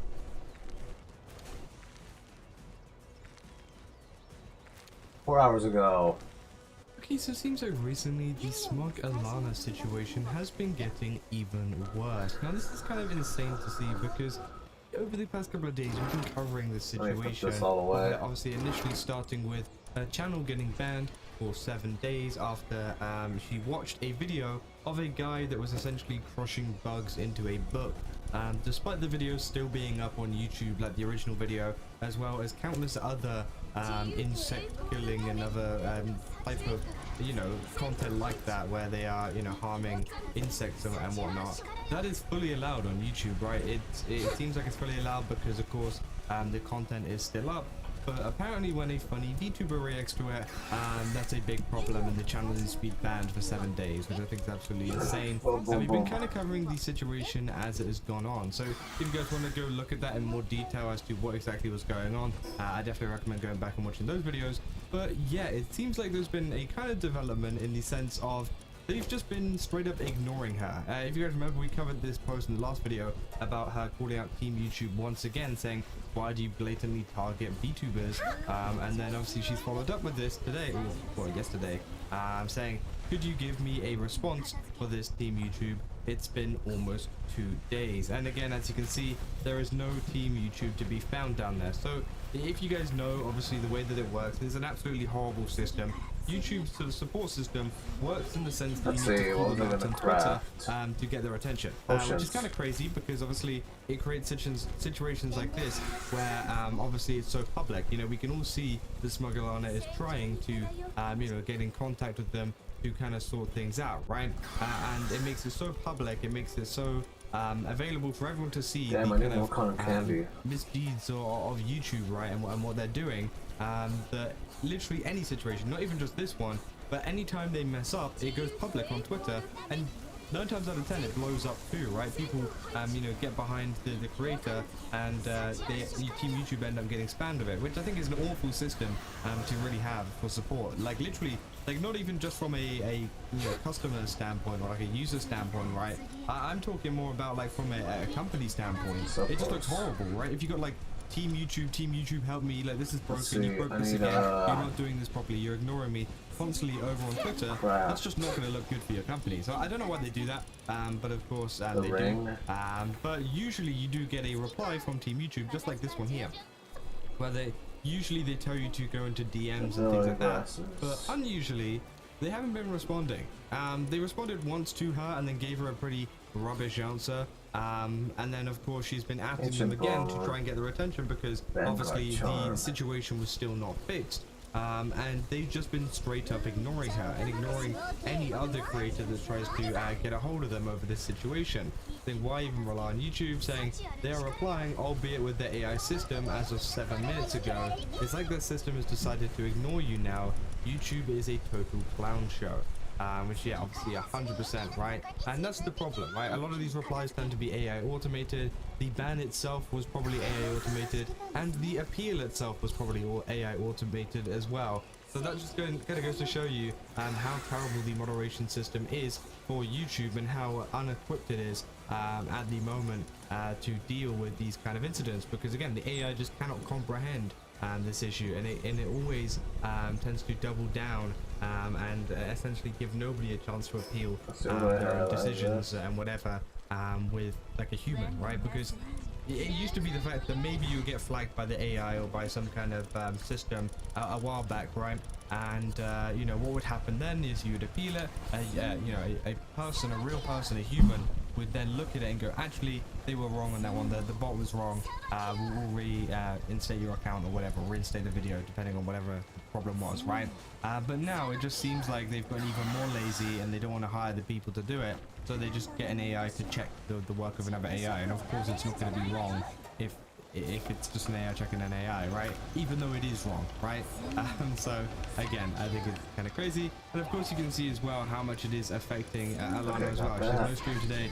I'm sorry, I'm not in a great headspace. And to be honest, yeah, I wouldn't be too, right? I wouldn't be too if I had my, you know, channel like this as well. And it's just kind of horrible to see that obviously this is something that YouTube could easily fix and easily rectify, but they still choose not to and actively ignore the creators that are obviously asking to, you know, have some support and have some kind of help with their problems. But again, YouTube just go out of their way to ignore her. As I said, they reply to literally every single message that has Team YouTube tagged in it, but apparently they don't want to reply to it. And even the original post, it seems like, yeah, Team YouTube have not replied to that either, right?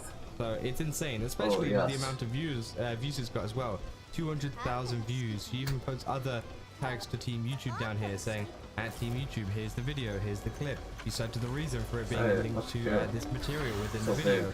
Yeah, it's not me saying it. Yeah, it's not me saying it, and the original video is still available for everyone to see, right? And obviously you got like Shoe on Head here saying, please look into this.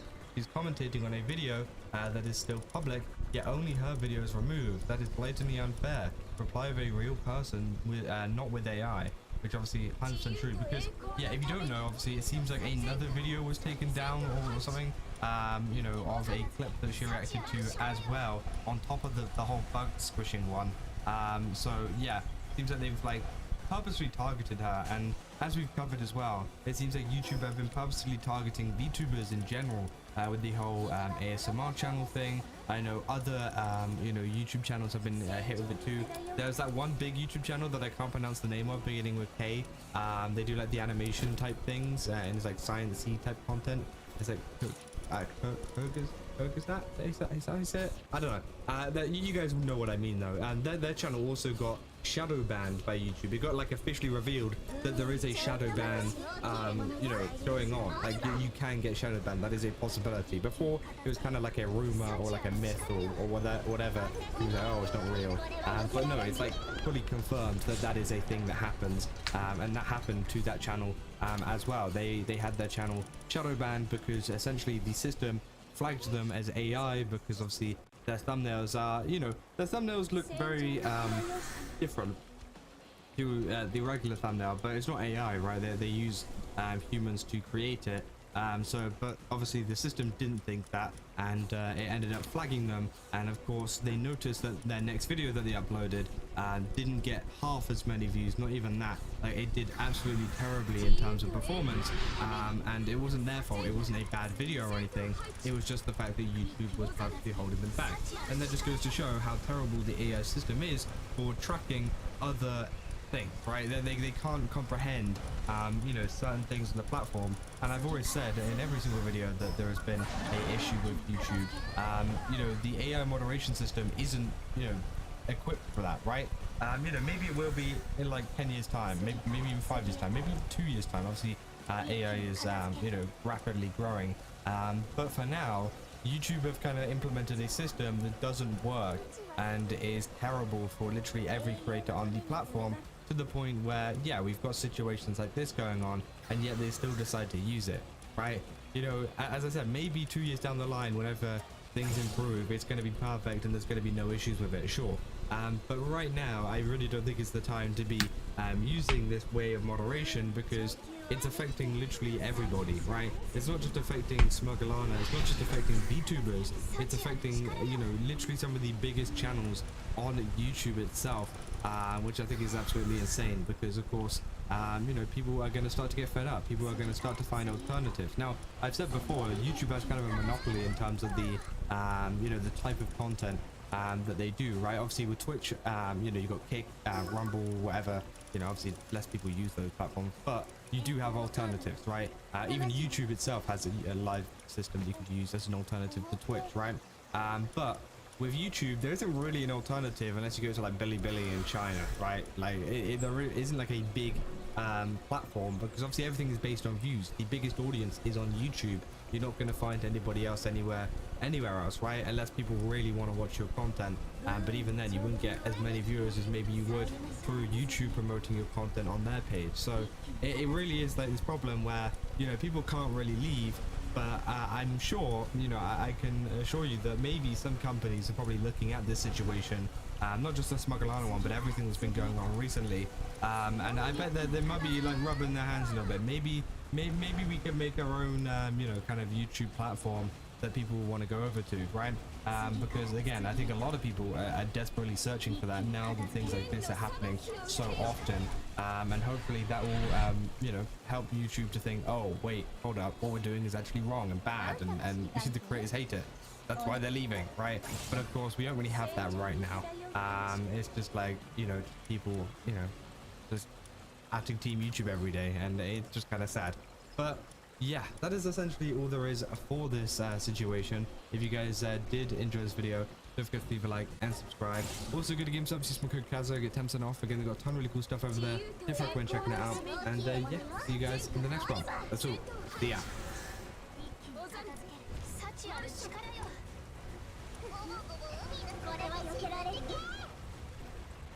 Roblox's year-long stock free fall accelerated last week when the company announced quarterly results that financial analyst Morningstar called, quote, a terrible second quarter across virtually every engagement and payment metric. Welcome to Inside Games Daily, the only gaming news show brave enough to finally report some good news for a change. Yeah. Okay, so normally we wouldn't cheer the downfall of any video game company, but you know what? We'll make a little exception for Roblox. And if you don't know why, just wait until you hear them explain why they had a slow quarter, because it's very revealing. But between all of us, I think Brian might hate Roblox the most. So Brian, take it away. This is me by the Roblox tombstone. Wait, I have to go get snacks now. Yes, Roblox, aka Satan Incarnate, reported a sharp decrease in daily active users in their second quarter, dropping from their peak of 152 million in the third quarter of 2025 to a paltry 123 million in the second quarter of this year. Boy, only 123 million active users, daily active users? Jeez.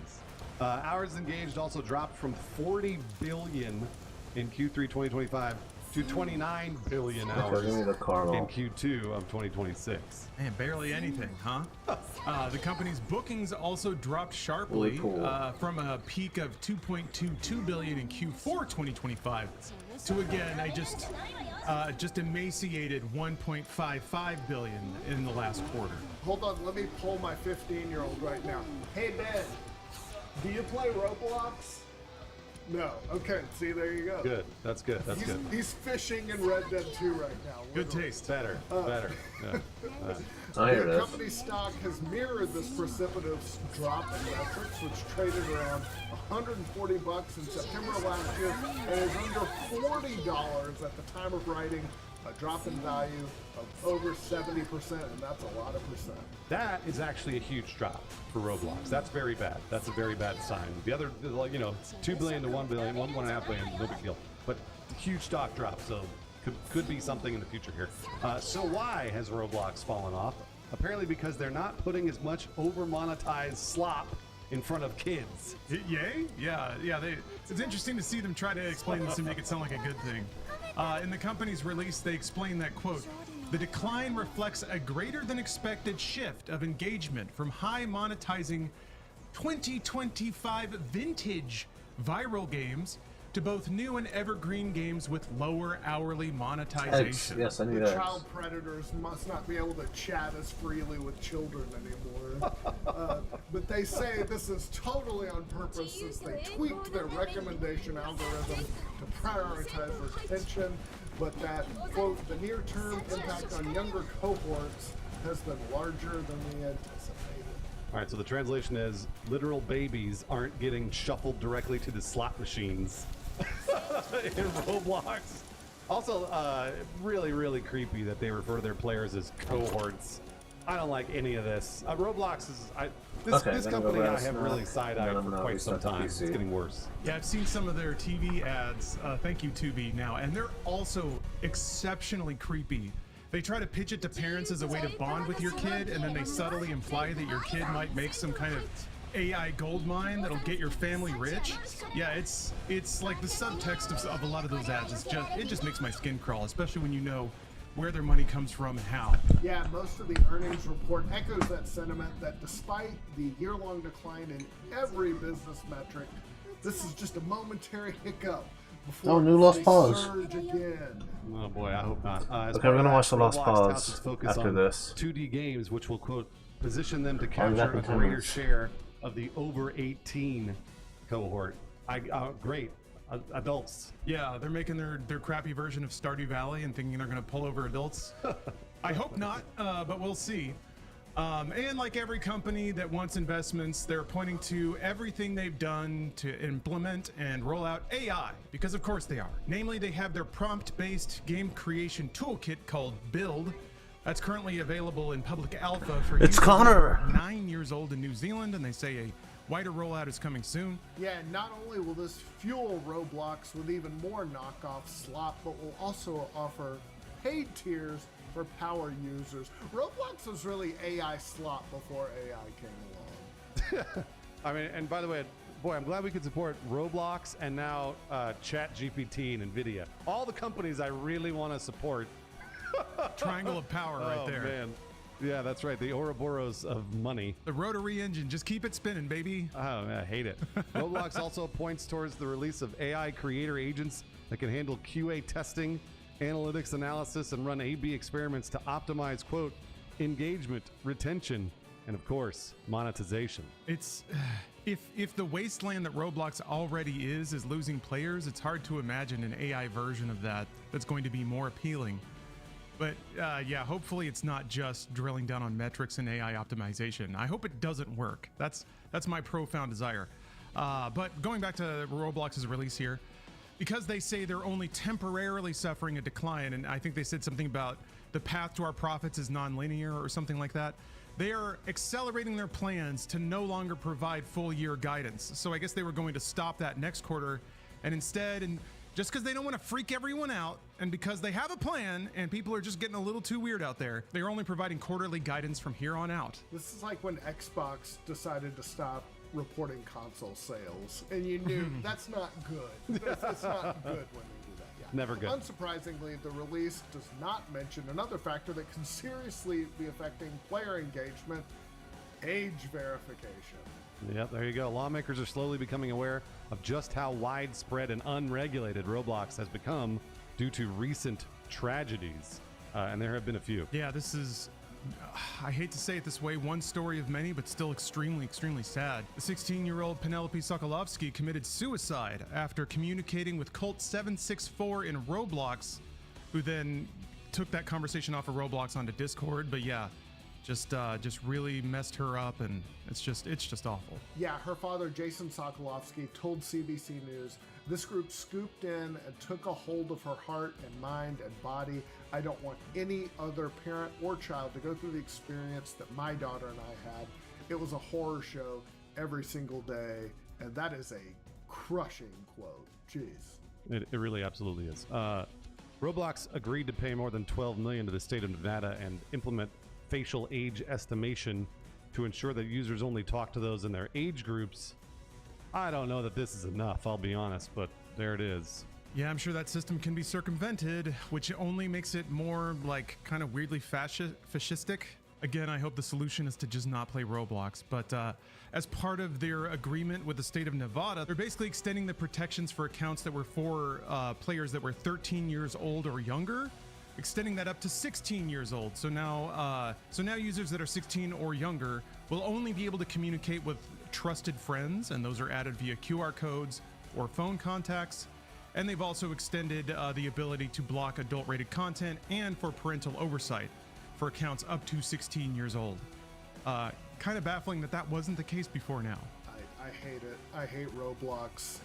As the parent of kids, some of whom have gone through the Roblox phase, but kind of killed it. My recommendation to parents: don't let your kids play games where they can chat with anybody at all. And I think that's one thing where Nintendo, honestly, to me, seems to be leading. If you can chat, it's very limited, pre-programmed phrases, and that keeps bad actors away from kids. But it is hard. It does require more and I'm not judging, because I think these tragedies are horrible, and if you're not paying attention, I think creeps can get to your kids. But yeah, if they can chat, don't do it. I think Roblox is going to get away with as much as they possibly can before they're forced to, change. But they're a bad faith actor, in my opinion, and people shouldn't play their games. Stick to, stuff, non-chat games. Yeah, this stuff makes me especially angry because what do I say on the show every single day? Companies are only out to make money. They are not out to protect anyone, ever. YouTube Kids went through this a few years ago. I don't know if everybody remembers this, but YouTube Kids, basically their recommendation engine, which was all bullshit, it was a robot, was recommending videos that were not for kids in YouTube Kids, and then they would get sucked into this algorithm, and then 5-year-olds would watch, Elsa fucking who knows what, Spider-Man or some shit. It was crazy. And because YouTube wasn't regulated, they weren't hiring people to go in and actually protect that and make sure. They finally did, by the way. It took those stories for them to do it. And Roblox still not doing it. It's making me really angry now, because Roblox could spend the billions of dollars that they have on people to regulate specific games and chat, but they're not doing it. And that's why it's making me especially angry, because they could. And I'm not saying it's not up to the parents. Brian obviously said it is up to the parents. Of course it is. I'm a parent. I know. But fucking help us out a little bit here, Roblox. You got billions of dollars, and fucking might as well. Jeez. Yeah, I'm glad that the heat's turning up on them a little bit, and I think they can feel that too, which is probably why they've adjusted their algorithm and stuff, because yeah, once lawmakers start sniffing around, and if they get sued by the state and then they're forced through discovery, and then lawmakers can see all of their tactics and where their money's coming from and who they very intentionally are targeting and how, that's gonna get, they don't want that to happen, I don't think. So it doesn't surprise me that they're in a rush to strike a deal. It is insulting. It's a good thing for the state to get millions of dollars, but that's such a fraction of the money that Roblox has extracted out of small children with games they knew were intensively monetized. It's I got crackly knees. I can go back and see the 1-900 commercials that used to target children. That was scummy, but that was before you were putting literal gambling mechanics into games and dropping them in front of children. And fully monetized. It's bad enough if that's not even monetized, if you just get kids kind of already on the gambling feedback loop early. But to do that and then also monetize it, I guess arcade games was the closest it got for us as kids. And they use some messed up tricks, bosses that would blink real fast but not actually have a health bar, so you don't know how close they are to dying. They're just giving you vague feedback that one more quarter is going to get you there. But still, we got pretty used to that and also had no money to spend. So there is a history, I think, of especially in America, following the dollar wherever you can get it from. The kids used to be in the work in the factories with their tiny hands, and now they're AI coding slop games to get other kids to give them money. So it's a weird situation we've landed at, but it's kind of depressing, but again, not out of character especially for the United States to adopt tech first and worry about the consequences later. But I think we're seeing a lot of those consequences now. It's a bit late, but hopefully this could, just the momentum can get shut down a little bit. A little more regulation, a little more protection, because there's so much common sense about this that anyone would agree to, but everybody's eyes been off the ball. Oh hey, look, I ran out. Which is a bit scary. So I love seeing the whip get cracked a little bit. Confirmed. I love seeing executives sweat. I love seeing them bend themselves into knots to try to promise hyperactive investors that everything's going to be just fine. So we'll see how long that lasts. Yeah.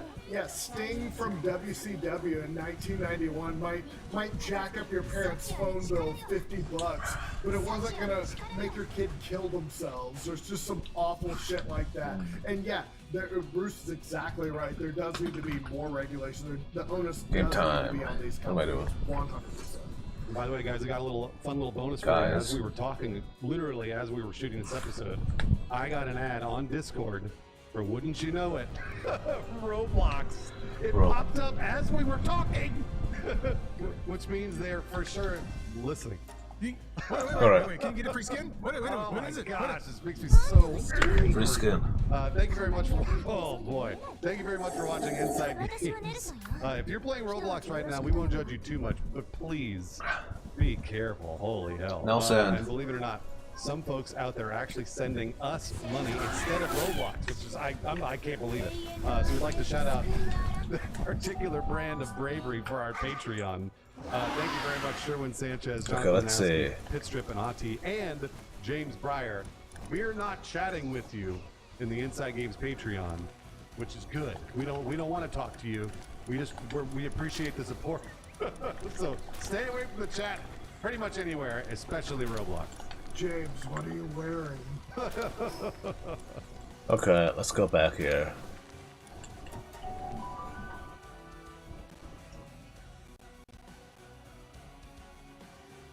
Where is it? Here he is. There's our boy. Oh, dear Mario. That was nice. Daisy just sent me this pic of her flower, and oh my god.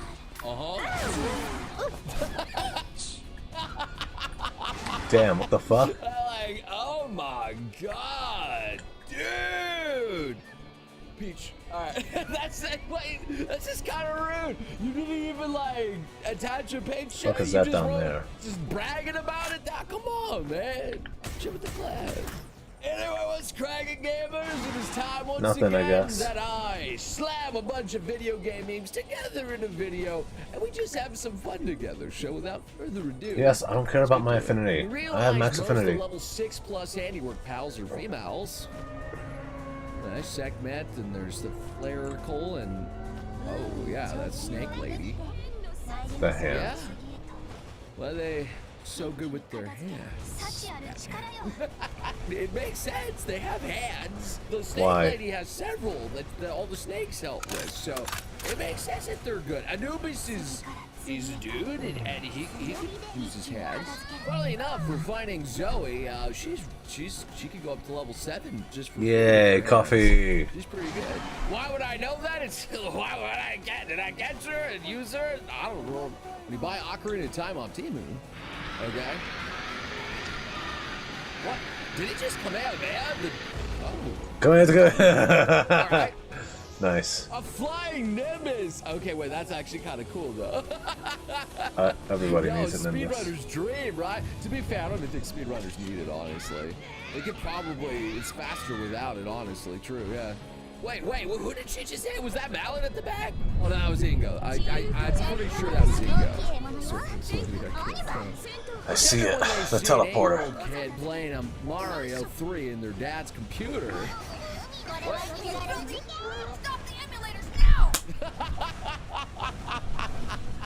Oh my god, I didn't think I'd be seeing a Xeno Saga meme here. Wow, alright, that's a PS2 game, by the way, and it still looks phenomenal. Oh, this is Chino's game.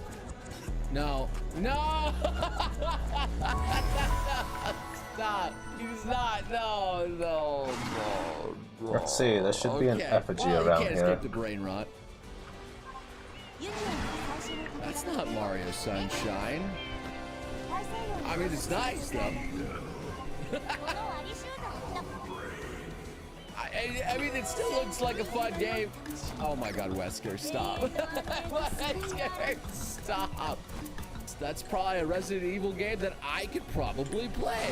Okay, dupling with a sawing, this could tip you in half.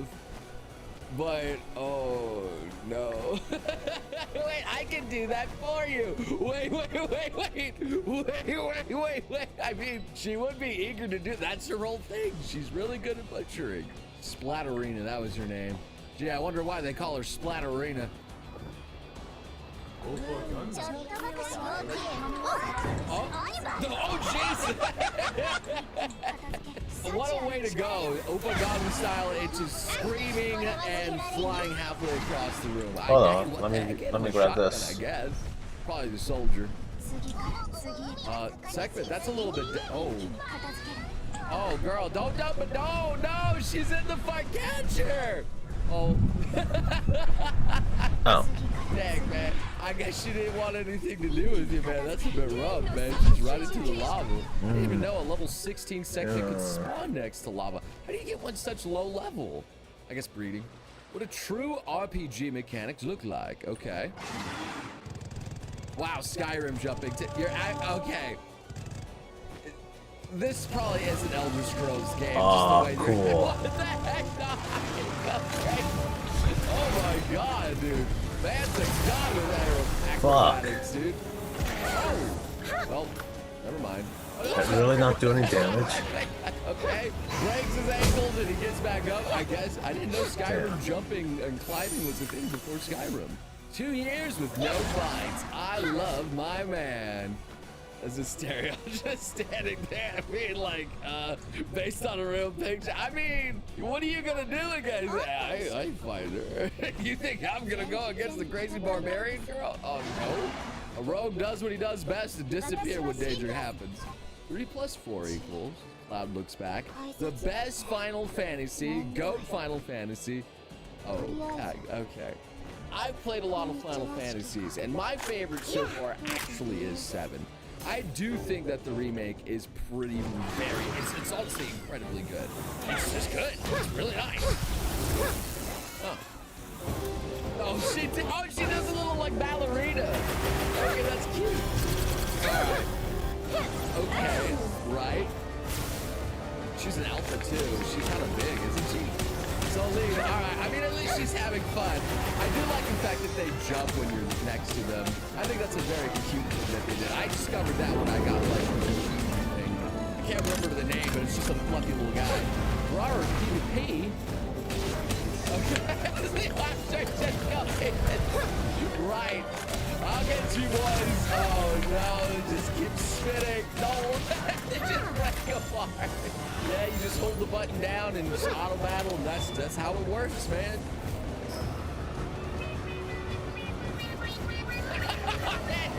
Where are you? Oh, there you are.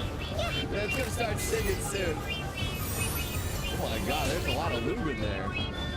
Good heavens.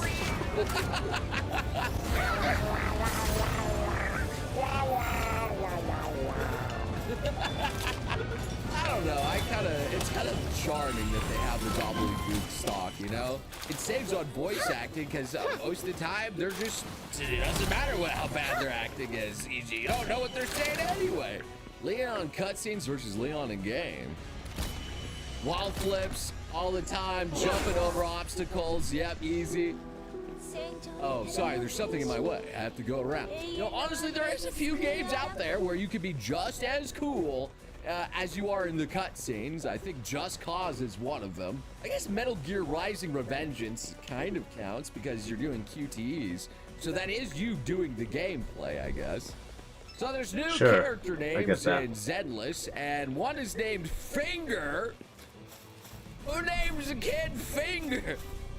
Why is he named Finger? There's John Zenless. Nice. Of course, John Zenless. I guess there'd have to be a John Pause as well in this chat. What would a John Pause look like, honestly, of Lost Pause? Oh, wrong one. I guess me, right? Oh no, not the red startup screen. No! No! I hated saying that sometimes, because when I got into the PS2, the PS3 was already in its prime. So I was just doing everything that I could just try and make this thing work for some of the old games. There was a few that it was a close call sometimes. Before, okay. And after, because there's a ranch and she got it. I mean, you're trying to make an alpha. I don't think you can find an alpha segment in the wild naturally, so you gotta breed them, you know? It's just something you gotta do. I'm sure that's what's happening here. Final Fantasy official account, mount up! What's your go-to companion while traversing Erosia? Hopefully I said that name right. Okay. Mistakes were made. I forgot. We do kind of cater to ERP, don't we? Yes. Oh, no. Fortnite is confirming Kingdom Hearts, and I know now that I don't need the Keyblade. I have a better weapon. This gun I found. Yes, hey, Sora. Gore, Sora. That's what I was thinking. I want to see Goofy. The average Pal Tamers team. Oh gosh. It's a team of 5. Look, I got lead coverage, I got ground, fire, Did it. Okay. arc. Now I could do Operation The Siren. other one's fire too, but you never know. Fire is strong against 2 elements here. Guys, I could explain. Yes, they're almost all cat girls, except for one, which is the panda. Why is there 4 different cat girl females that look hot? Honestly, that'd be a pretty fun team to have. Just playing through reasons, you know, it seems fun. Yeah. Oh. Just get some rest. I'll go buy something a bit more nutritious. Oh man, this game looks like a classic here. Okay. Well, I mean, they got her going in the house. What?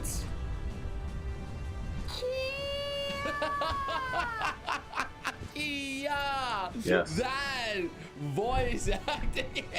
Holy. I mean, at least they translated it to English. They tried their best. Oh, no, monster. Nope. Nope. Hey, stop that. It's infinitely struggling with the door. Okay. Can you not lock it or something? He just keeps opening. The entire video is that. Oh my god. Okay, dude. I guess if you don't want to deal with it, you just panic, keep closing the door until you eventually maybe it'll give up. Oh, these little bit eater guys in Galaxy. Yeah. Okay. Chicken. Jesus! I think he just supernovaed. I think you gave him too much. I think he actually destroyed the universe. Oh yeah, Splatoon Raiders. Wait. Anymore? What? I don't think it's anymore. Are you kidding me? YOLO. How good is that pen? Oh my god. No shot. That handwriting is immaculate. Okay, dude. It's actually better than mine.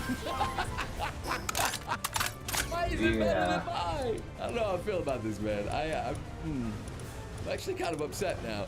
I won't do it. I won't be bullied by a flat-chested fornicatress like fornicatress. Oh, This is this, guy this actually game? has great character design, good dialogue, but I could just never play the game because I just don't like tactics games. I've tried. I have seriously tried multiple times on tactics games. I cannot get into them. Oh, it's been over a month and they're still oblivious. Do we have the mechanic? Oh my god, bro. Just take the hint already. As he trips and falls. Sometimes it's better for you to be direct out there. And she makes it quite obvious that she's flirting with you. Although she is a bit of a tsundere, so you kind of have to deal with that. Oh. Dang, Steve is Giga Chad, so where's your home? Alright. Wait, he can't talk though, but she can? This is home. Oh, bro. Wait, there's not even a roof. I mean, it's a nice view. That's how we live, man. Sometimes it's a simple life, man. Some people just don't want to build. I get What does that. it do? The worst he can say is no.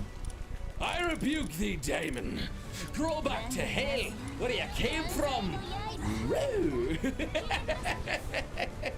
They are succubi. I don't think you'd want to get with like the Dark Side of succubi. I think it would be bad. I really do think it would be bad. Unless, you don't want your life force for whatever reason. Anyway, that's gonna do it here for Video Game Memes. I hope you guys had some good laughs. And if you did, hey, check out my other videos. I got tons of good content for you guys to have some fun with. But for now, I will see you beautiful sons and guns again in the next video.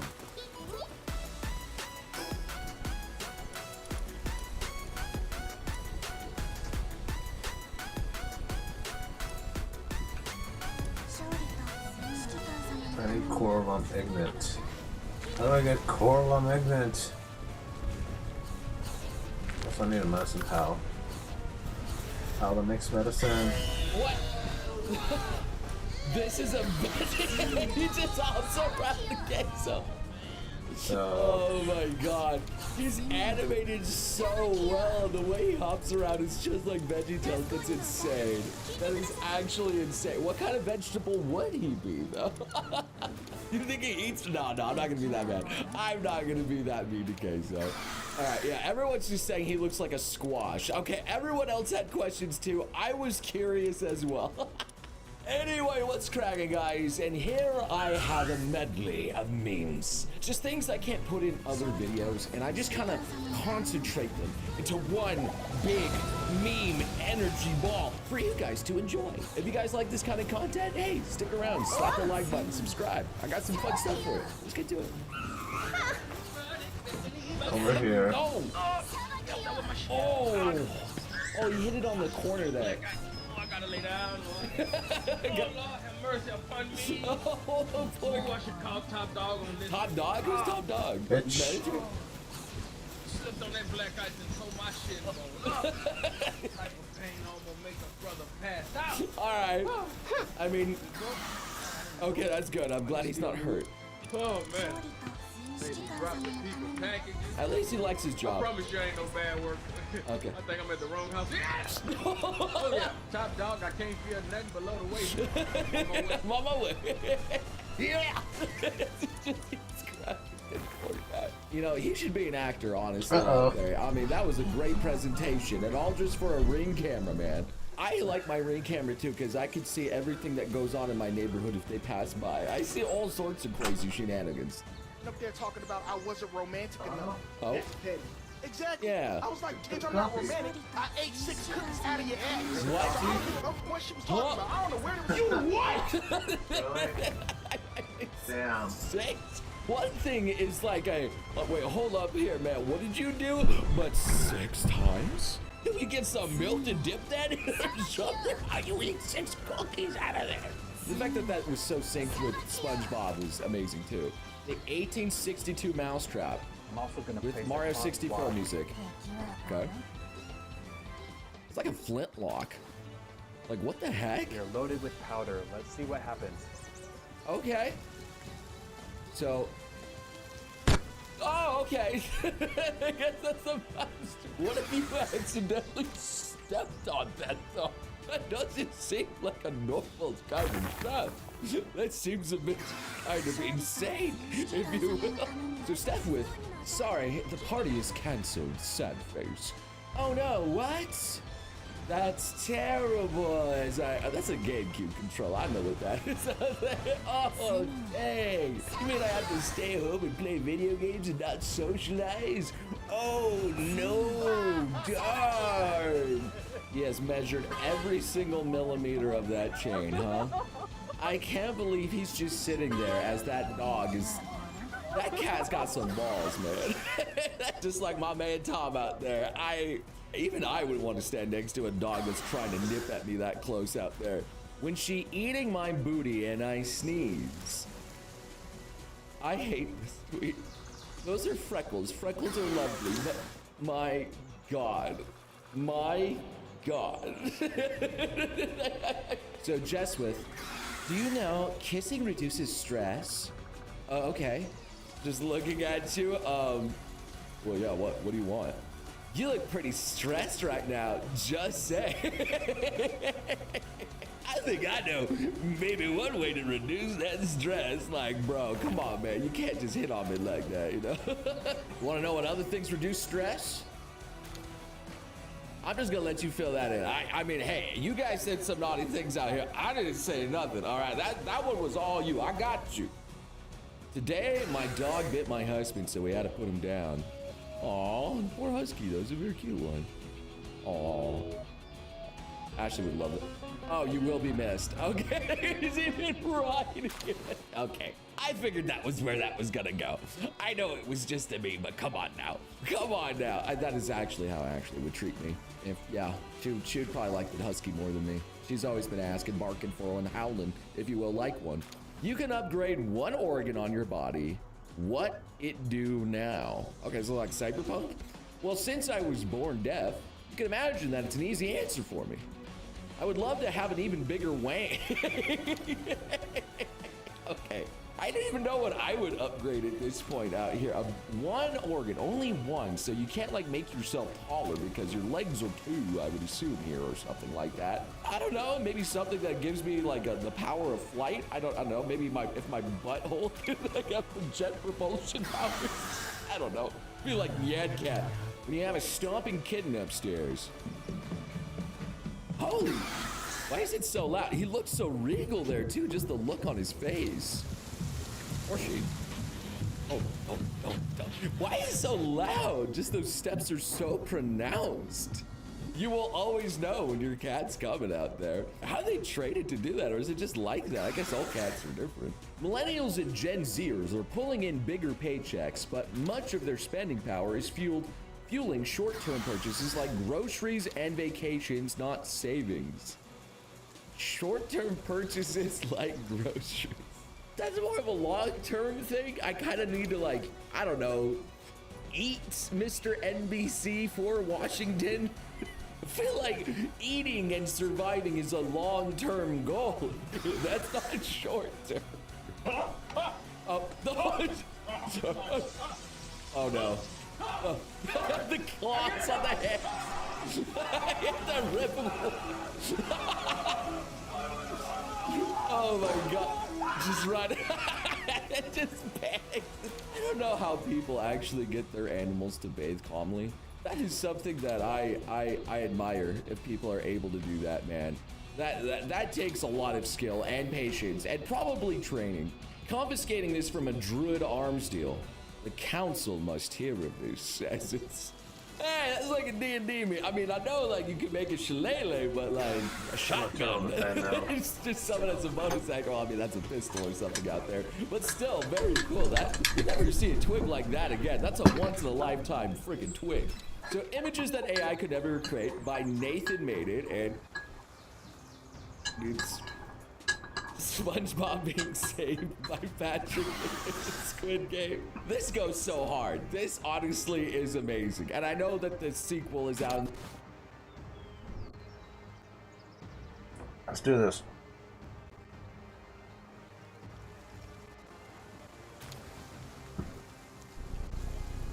Uh-oh.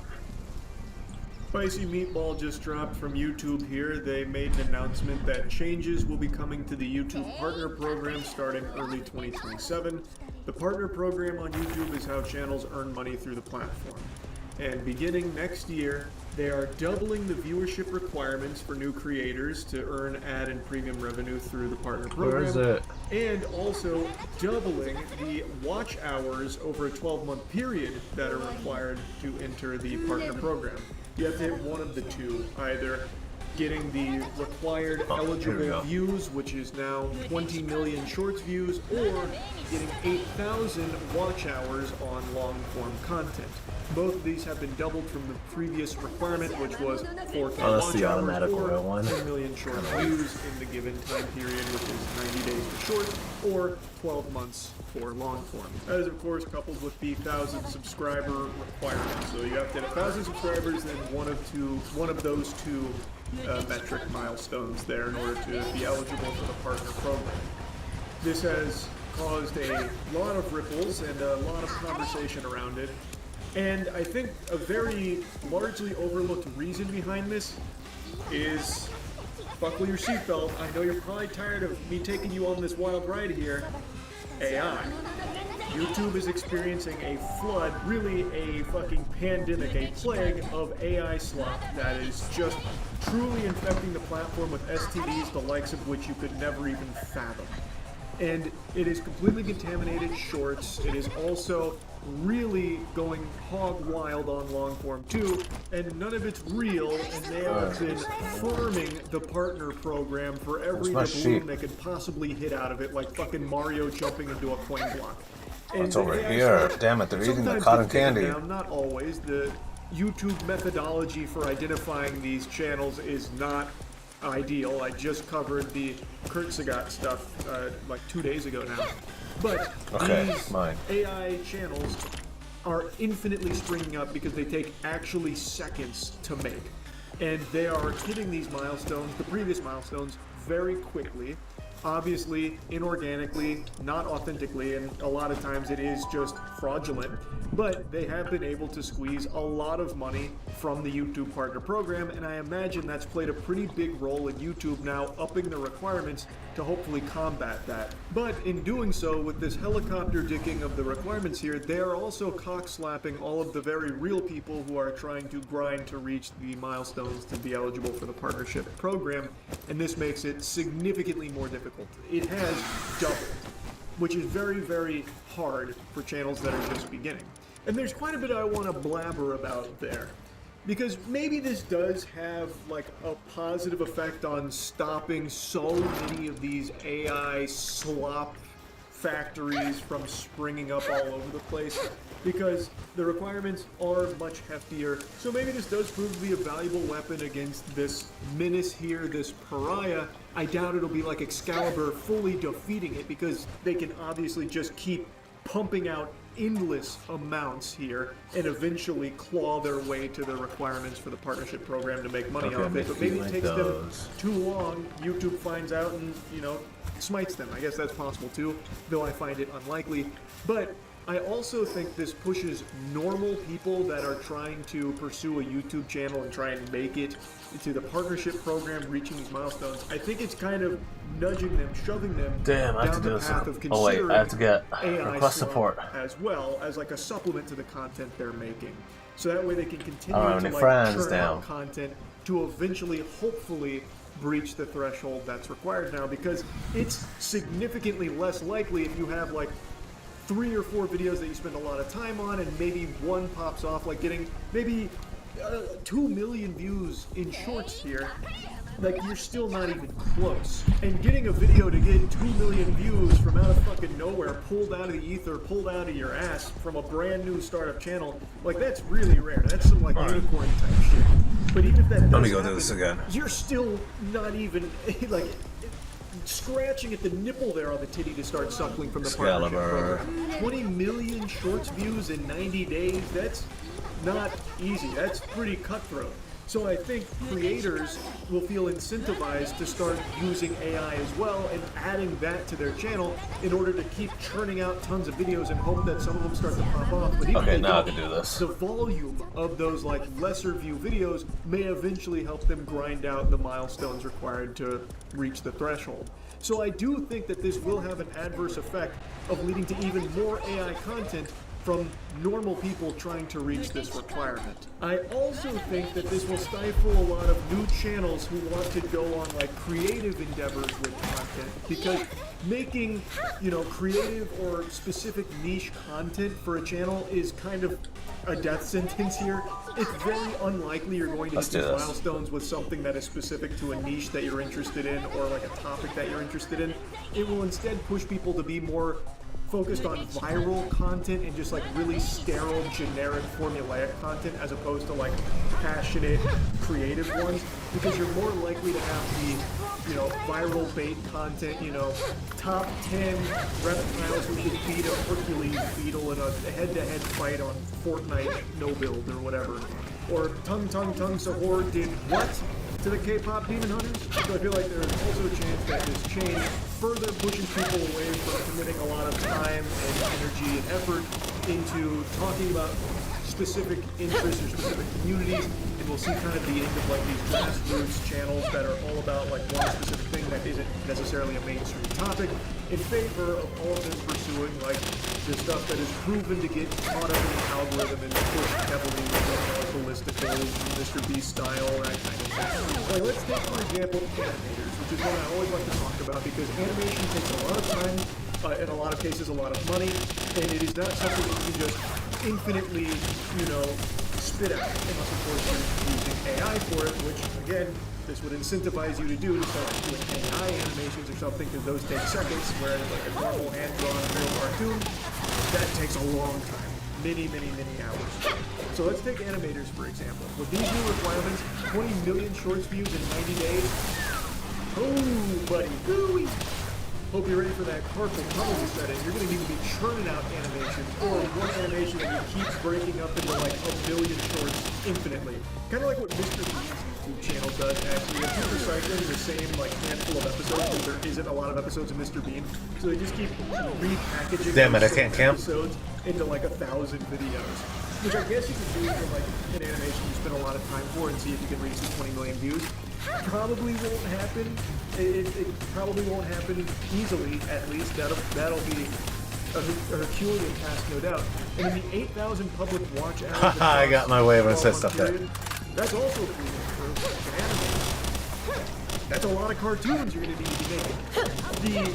The 8,000 watch hours... finally. That favors people that are going to do... Like, Almost died too. long videos, Damn. which animators are Because not I was going to targeted. be doing, because that takes so much time, money, effort. Like, that's a lot. Like, even making Okay, let's check this out. high quality cartoons.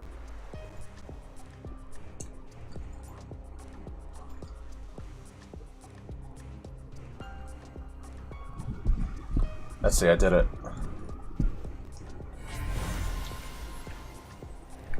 Oh, I'm up here. I can now fight new tower bosses. Cool. Where to go now? East? Oh yeah, back to our homie.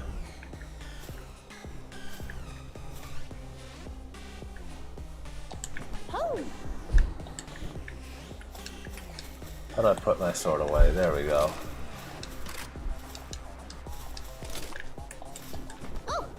Whoops, should not have done that.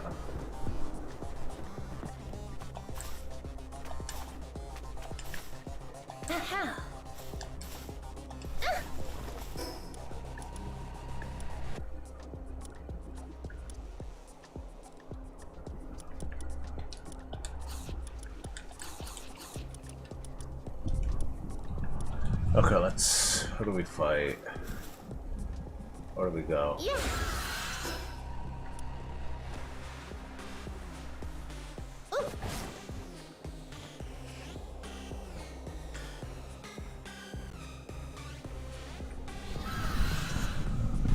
Got him.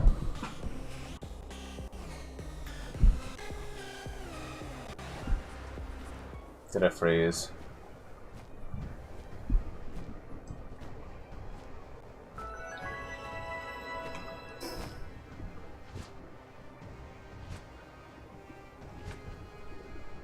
Oops, guess I took the long way.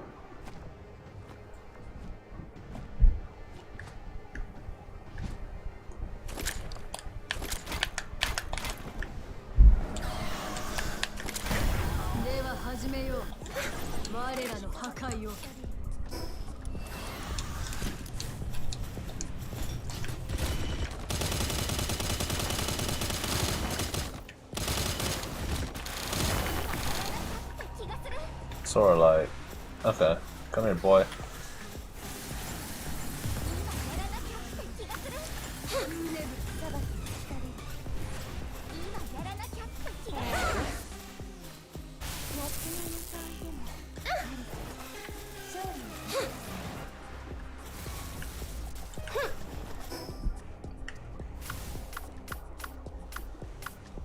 Wow, really? I brought one of them. Let's go over here. There's an effigy.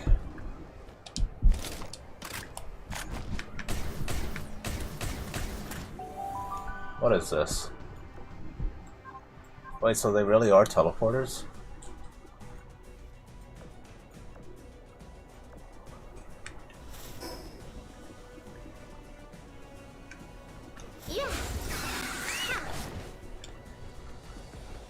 I couldn't even get the effigy. I'm so pissed.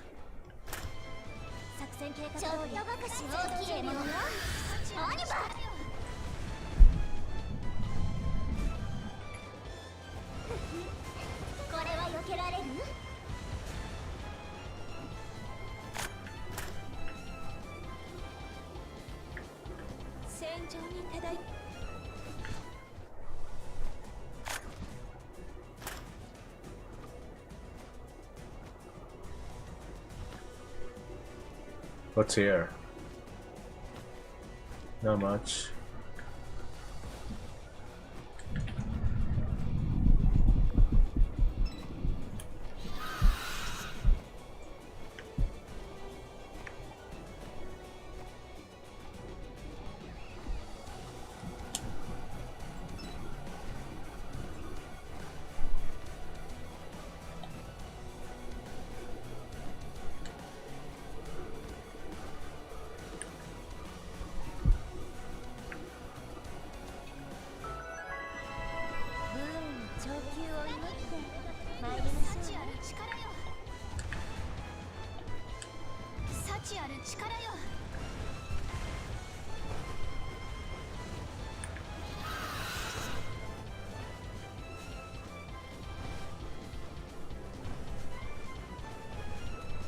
Out of the way, chat.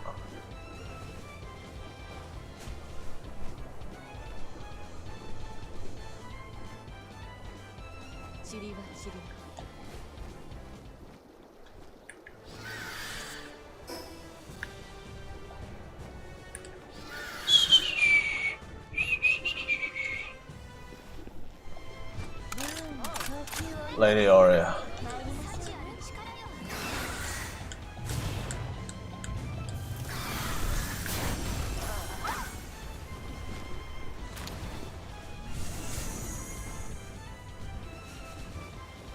I did not mean to kill them.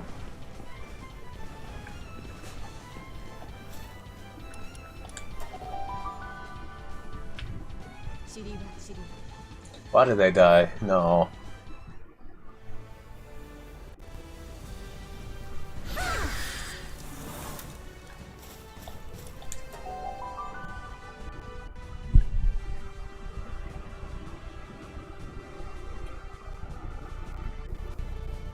Oh, true, yes. Oh no, why'd you have to drop it here? I'll be here with the VTuber news coming right up for you. So before that, of course, smash that subscribe button, hit that bell, and the like button as well. That's right, come this way. Into it.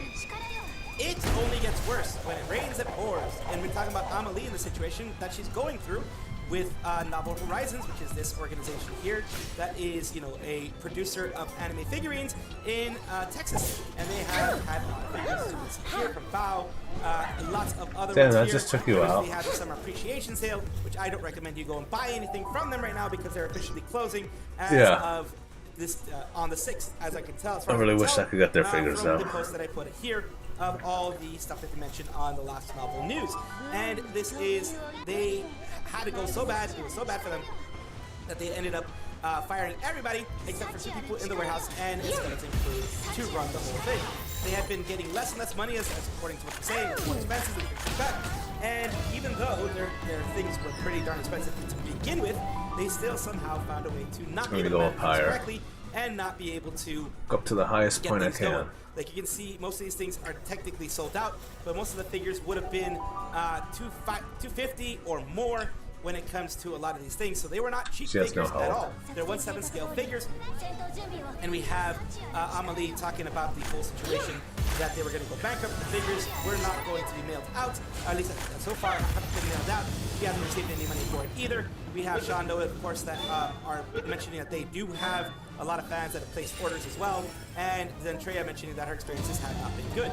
Let's continue on beyond what we normally had seen to what some other people have been saying in regards to everything. I could escape by teleportation. Going, I'm really sorry for making everyone worried, Deo. We're currently looking into what happened and gathering all the facts. As soon as we have more information, we can confirm. We'll update you all, Deo. Thank you so much for your patience, Deo. And we're going here. Henya is their official Novel Horizon update. Horizons. I don't know, I just saw this. I didn't know. I'm going to look into this too, so thank you. Wait, where do I have to go now? I have to go over there.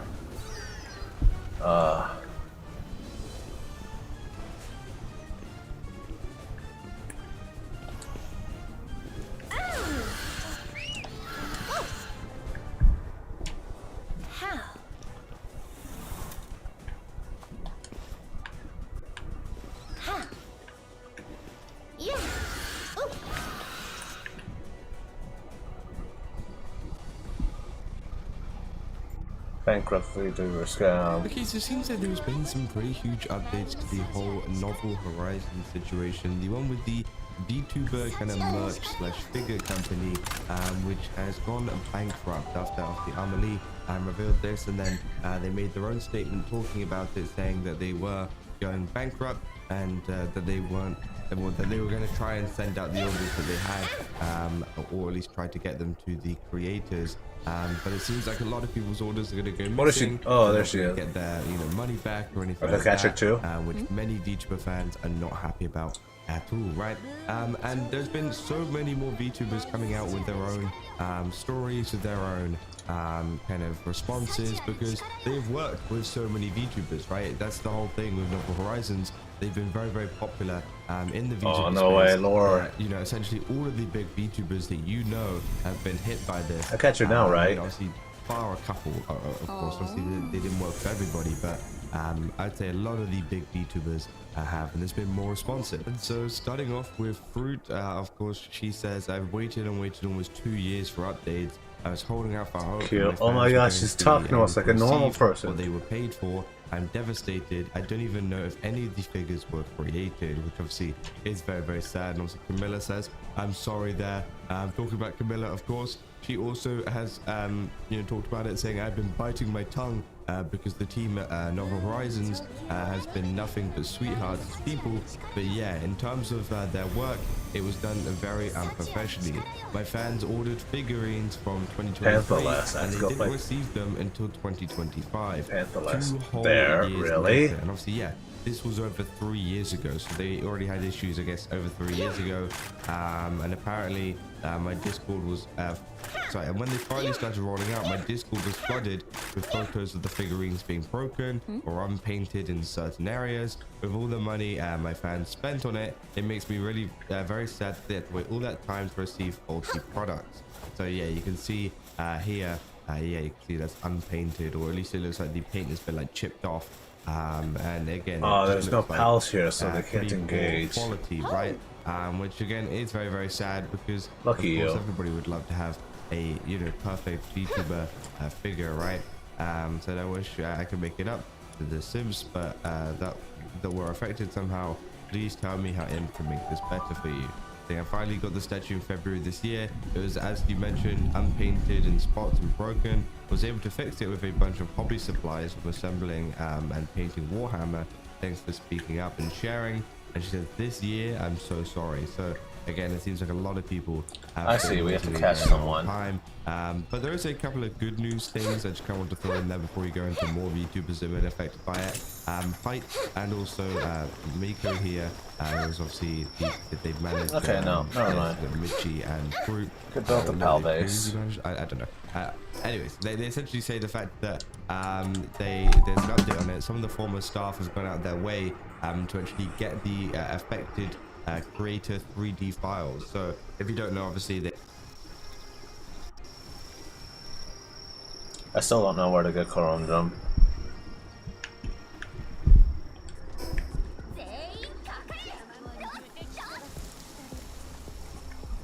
Should be here, right? One of these dungeons. Maybe a dungeon over here. I know, I'm gonna do tomorrow. Our spiciest episode yet. Digimon. I have the high ground. Friend swap.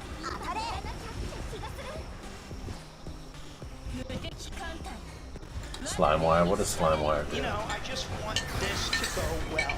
And when they said that you were my partner, I remembered our history. I was. Yeah, it was. In the group chat, you called you Chomo Pete. What's that? I don't even know. I don't even know. Okay, It was that just Chomo. Yeah, That's kind of sick, though. that's what he said. Chomo Pete. Well, to all you Chomos out there, that's the episode with. Hey, I'm thanks for Chomo coming Pete. on. That was great. No, you stop. Hit me up in the channel. You stop. No problem. Really important. From one Chomo to another. I'll see you in like 6 or 7 days. Hey, maybe if you're not incarcerated. Hey, we'll see What's a Chomo? in the premium episode in the Patreon. Hey guys, Slime here. Pete does not like being called Chomo Pete. This was a very funny moment on the podcast, and I'll treasure it forever. But in his stream and in his life, he's being called Chomo Pete by people to watch the yard. He's a father. So I am trying to sort of correct this wrong and announced that we can just call him Pete. All together, drop the chomo. It's cleaner. But it does give a lot of context for the rest of this video. Hope you enjoy. Very expensive school grounds that we're on. Let's get a pit check. Take off the jacket. I think we don't. Let's get a pit check. Okay, let's not, but let's do it because you're my buddy. Just take this. Sure. So I did dress for the occasion. Why did you wear a suit? It's because everyone thinks you're weird. Is it bad? It's bad. It looks great. Thanks. Do you know the song "Hungry Like the Wolf" by Duran Duran? Yes, of course. Really? In the audience, there's over 2,000 people here live. Can we give it up for QT Cinderella? You just make him do anything. It's great. You can do it. Okay, now give it up for eating breakfast pretty late in the day. You know, and here's the thing. I actually competed in an event like this myself. It was called the Hot Dog 100, where you eat a hot dog and then you run. I can eat a hot dog very fast. How about the running? So, and the running is way different. I ran in this was during Fast 50, which is the Ludwig event last year, and people said I looked like an action figure that had come to life and was learning how to run, or that I had a full diaper. You look like the Quappy game where you're trying. I look like Quap, yeah. Oh God, you just said Thanos. So Thanos in this chat specifically, which is Ludwig's channel's chat, which I have pulled up, is not what you might think it would be. It's a small image of, you know who Super TF is? I'm familiar. Do you know his cosplay that he did recently? I am unfamiliar. The big Yazimbas. He had some big warlocks. Okay, it's a you big. Know what I'm saying? Dude, that guy. At a wedding, the people that you hold as close as you can should assemble a human pyramid. And those people that are chosen to be in the pyramid are important, right? For instance, when you got married, yeah, you didn't have a pyramid. It was COVID. It was COVID? I couldn't even see her. It's a bad excuse. Now, would you think intuitively the person higher up or lower on the pyramid is higher ranked? Lower. They're the base. They're the absolute foundation of love and compassion. Pete, you've solved the puzzle. I've done it. Aha! You can't have a top of a pyramid without the bottom of it. Man, we're definitely the bottom of this broadcast, but we're going to keep you guys But we're dead. Powerful. Well, power bottoms. I would co-sign that. Yeah. We're the power bottoms. That ad that just played, the person in that maybe you don't recognize if you watch the Yard podcast, his name is Kelby. Kelby's the name of a man. Dude, by the way, yes, guys, yes. What? Pete found out what a power bottom was. Remember when I said it earlier? When we were off camera, he turns to me, he's like, so what's a power bottom? So I thought he was joking. No, I asked you if I thought you were making a league reference to bottom lanes. And I was like, oh, power bottom lanes. I'm a jungler. Which is pretty funny, I'm too. a power top. I play ADC, I'm a power bottom. So I didn't understand a lot of your references, but I'm very agreeable when you start saying them. Historically. You love having a yes-ander in your corner. He is a yes-ander of all time. I feel like, though, my yes-anding for you has ended historically very poorly. No. And a football shootout. That's for those English speaking from the Americas, we're talking soccer, so it'll be a PK shootout. Also from the Americas, not that kind. Maya's star shines brightest against T10 Nat, who we hyped up earlier. That was the thrilling conclusion that we were all promised from the beginning. You know, short people. What? Go ahead. What? I'm doing my job. I know. Laugh at me. No, I'm excited to hear. I'm a part of. Let me hear it. Short people deserve rights. How is he so good? I'm tired of your mind games. Right before we go live, you always tell me it's like they're like we're going live in 3, 2, and you're like, tell them an anecdote about breakdancing. What? You didn't have anything. And you know, Steve, he's a very great crowd controlling host. I think he'll give a little bit of a leash to some of our international players. You're saying he's going to put foreign people on a leash. Wow. You heard it here from Pete. American Pete, really? Isn't that your name? I mean, we heard it from Ludwig in his own cryptic words. Guys, make sure you let him know that on the penalty kicks, things are going to get a little weird. He does mold the narrative like it's kind of like in the Odyssey spoilers when they make the pig faces out of the soldiers. Yes. And that's kind of what he's doing to all the Streamer Games competitors. Is just breaking their noses noses Yes. and making them into little pigs for you to watch. That's kind of what this whole thing is. Okay, let's see. We got to need a little action here. I think that each second they should move them closer and closer and closer to each other until they're nose to nose. Yeah, well, you're basically reinventing the circle from Fortnite from First Principles. And I can't wait to see it. Sorry, I'm distracted right now because someone in chat said he LARPing SF. I'm literally High Master. I'm literally High Master. What do you think? Ragul, I'm timing you out, actually. It's funny how most of the people in the streamer games chose 69 for their number. Yeah, they all thought they were the first one to think that. He's the best Simon Says host of all time. Do you think he's a modern day warlock? You know the biggest shock that what brought a smile to our face today? Steve Mack said, "Thank you, Slime. Thank you, Pete." Dude, he knew our name. He knew our name. That was crazy. I was like, do you know how many times Pete has walked around this field and tried to talk to some of these streamers, like get information to make it fun, and they look at him like he wandered onto the field, like he's selling like insurance or something. Which, to be fair, Pete, might have to do with what you're wearing. I know, it's so embarrassing. I walk up to people and I say, "Hey, I'm just looking for a quick soundbite. You know, we're the commentating desk. We're trying to figure out how do you," and they're just like, their eyes are looking 1,000 yards past me. They give him the Thousand Island stare.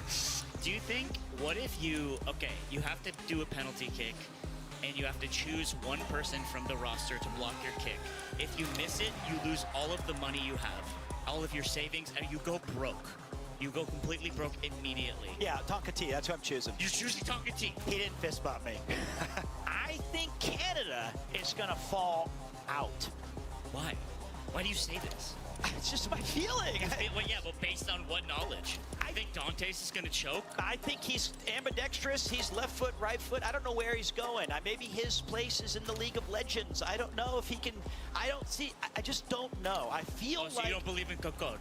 I actually I believe guess in you don't believe in Cocode. You know what? Canada's gonna win the whole damn thing. See how easy he is to change under his the mind? bright lights. He's malleable.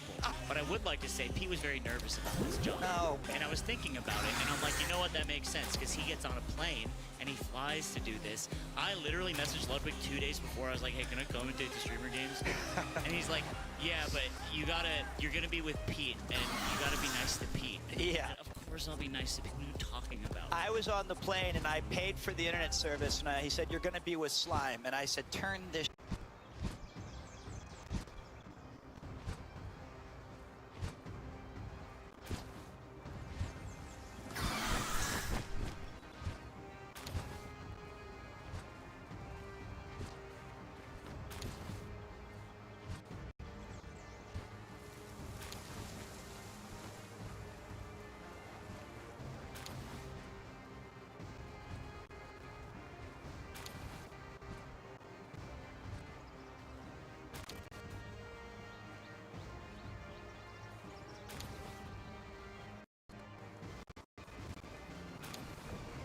A piece of vegetable cut in half, and we're not normal people. That's just a cabbage cut in half, right? You know, no big deal. And then Weebs be like,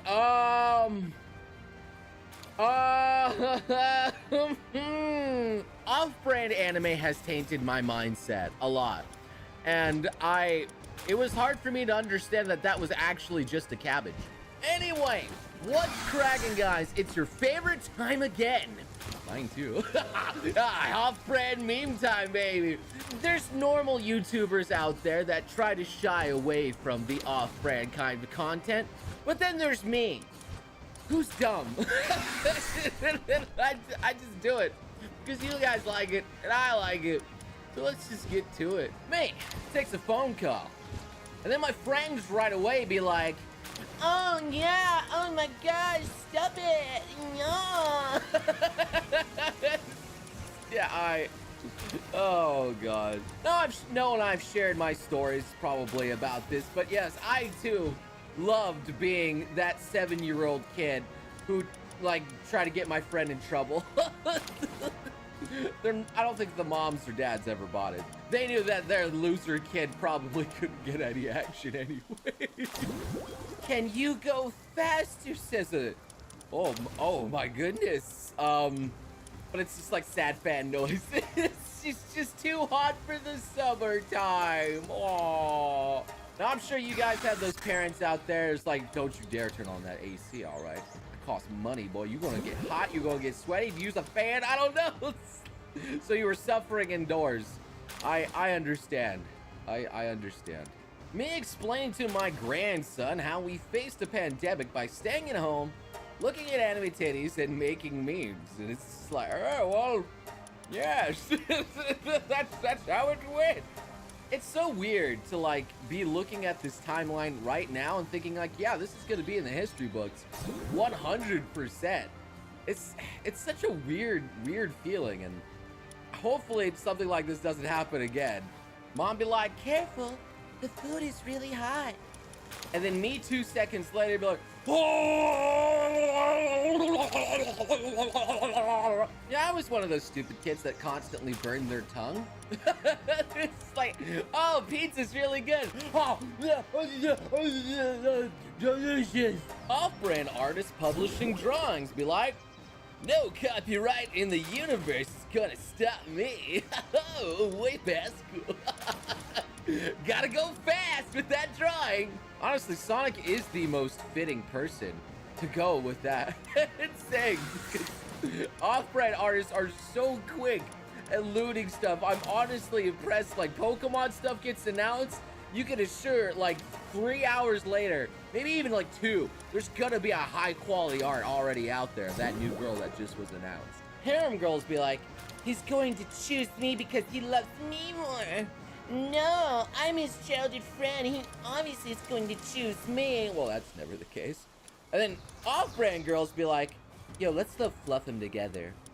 Sure. just sure. Yeah.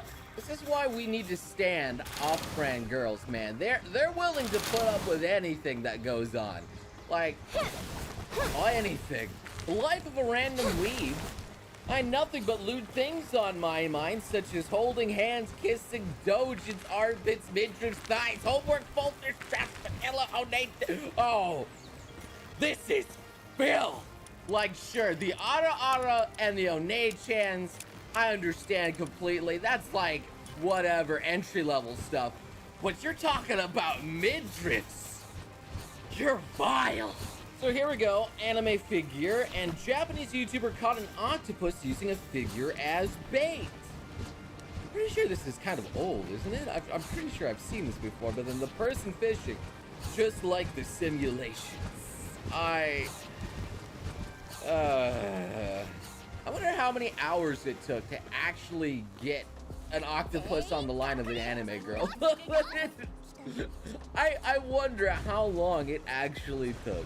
So if the girls of off-brand be like, I'm his 18-year-old girlfriend, you old hag. He will choose me. And then, I'm his One-san. He's known me his entire life. He will choose me. And then the boys in off-brand be like, so you're gonna fluff first? And be like, yes. Yeah. With, of course, the hair, of course. Am I the only one that's off-put when, like, the beard color is different than the hair color?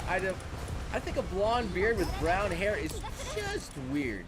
That should be illegal. We got trollers saying, watch Boku no Pico, and then whong, shoots it off in the weeblets in the line of sight, almost hit, and boom. I'm cultured enough to know what that is. Like that's not happening today. I'm pretty sure most people by now know what Boku no Pico is. Like, they probably haven't watched it yet, but they at least know what it is because it's been so memed and it's not even funny anymore. If Echidna will give you her bodily fluids, yes. Off-brand best girl wants your bodily fluids, okay? 02 bodily powers a mech with bodily fluids. I mean, with blood, I guess, in a way. And then is bodily fluids with 2. When you lose your own bodily fluids. Oh no. Okay, next chapter, guys. We're gonna go fight Pantherless. Does that make her stronger? Does she get more thick? Like, oh god. Oh dear god. We have off-brand girls when they first appear be like, anyway, I hate dirty stuff. Yeah. And then off-brand girls less than a minute later. Maybe I am a slut. Yep, save. Well, snacks. let's be real here. Girls usually like the dirty stuff just as much as guys do. However, they're just more subtle about it. It's usually Subtle? What does that mean? Sometimes it's the opposite though. Sometimes the girls are way more lewd than the guys. So we have people who don't watch off-brand and people who watch off-brand be like, and meeting in the middle like, yeah, off-brand is kind of messed up, man. Yeah, it's kind of messed up. To be fair though, there is a lot of nice vanilla stuff out there. And that's the kind of stuff I'm all for, but I would say the percentage of messed up stuff out there is probably over 50%. If a girl's just sitting down with her phone, it's like, oh, I forgot to wear a mask. Because I was in a hurry this morning. I can't believe where I put it. Oh, here we go. And then it's like, dun, dun, dun. Oh no, it's panties. And then moments later, oh. I mean, technically, that maybe could work. But to be fair, no, panties will not work as a face mask. I'm sorry, you actually need a real face mask. I know it's very depressing that you can't go outside with panties on your heads, but Yeah, it's been a month and I still haven't played Outworld. oh my god, we're anime. I'm so cute. Oh, I'm so irresistible. The chat's below be like, bro, my fluff is blurred. Look. Yeah, mine too. What the heck? Yeah, that's not good. What's going on? Unblur that. I'd say the way we know that we're in reality and not in like some anime timeline is if we're able to actually look at our genitals and it not being blurred. we know we're in real life. We got like a little dog that's nosing around, looks through a lock here, and he's just like, boom, hits off the top of the chest and looks inside, and he sees a cat with his wife. Like, oh god, you weren't supposed to find me in here. See, most people get the waifu body pillows because, you know, it's got like the waifu on it. But then when you actually have it and you cuddle with it, you usually keep it because it's so gosh dang comfy. And that's gonna do it for our off-brand memes. I hope you guys had some fun. I'm sure some of you guys are gonna share some sauces in the comment section, and I implore you to do so because we're all men and women of culture. Yes, women. All right, don't think they're out there and they don't enjoy some off-brand too. All right, they love it just as much as you. So shout out to all of you guys out there that love your off-brand memes. This is for you. This booty slap is for you because you are what make these videos possible. And for some reason, able to make YouTube give me money for this. So huge shout out. And I hope to see all of you beautiful sons of guns again next time. You crazy mother.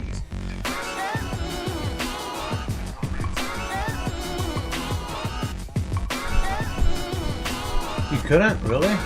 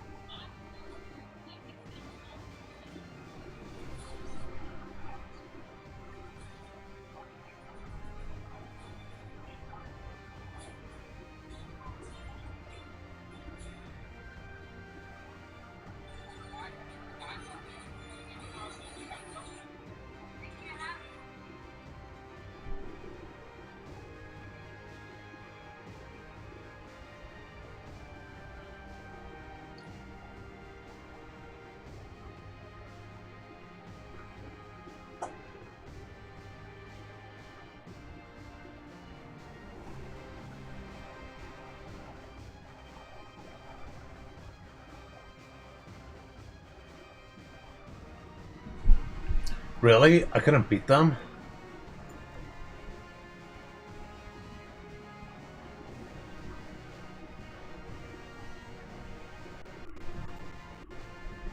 So you guys might remember a couple of months ago, I got a One Piece card game binder, and I started organizing some of my cards into this binder.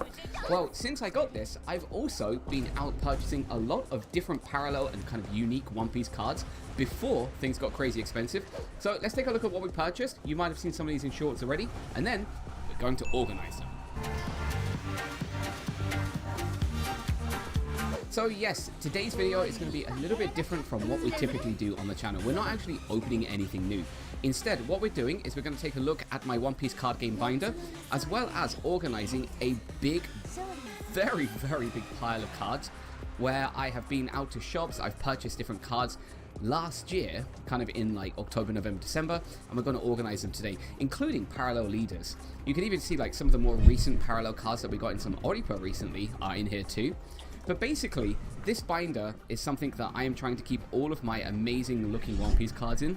And the problem is, with my layout up here, I don't have much space. I have added in a couple more sheets, so I have stuff for like additional parallels. Finished. And also I've got like Don cards that I've been collecting for over the years. And I realized I am still missing Robin. I actually have 3 Boas and 3 Namis and 1 Uta, but no Robin. Yeah, quite stressful. But anyway, so as I say, today we're going to go through and organize this, and the order for this is kind of like in color. So we have red with like just shanks only, as well as more space for red. Anyway, basically, we'll go through this in a second when we organize our cards. But I want to show you what cards we have. And these cards are things that I have essentially purchased over the past couple of months. And look at that, there are so many. I have reorganized most of them into sleeves so that I can easily put them into this binder. But let me show you what amazing stuff there is. And I want you guys to please comment below which of these cards is your favorite, because these, I truly think, are gorgeous cards. And at the time they were cheap. I don't know how much they've jumped up now because of scalpers, but yeah, maybe I could take a look, but I have no idea. Alright, so this ace we got in an Oripa, as well as this Sabo. So like these two came together in one Oripa. For those of you that don't know, Oripa are mystery packs. So a mystery pack is kind of where card shops will just put in miscellaneous cards into a pack, and they'll put 2 nice looking cards in the front. We've got some nice cards in there. But anyway, gorgeous, gorgeous Sabo. There is also a very cool Crocodile too, so this was also one of those Oripa. There is also Jinbei. These are all blue cards. So what I'm doing, like you guys can't see because my face is behind where my hand is, but I'm going to just organize things into colors so it makes it a lot easier to organize afterwards. But Jinbei.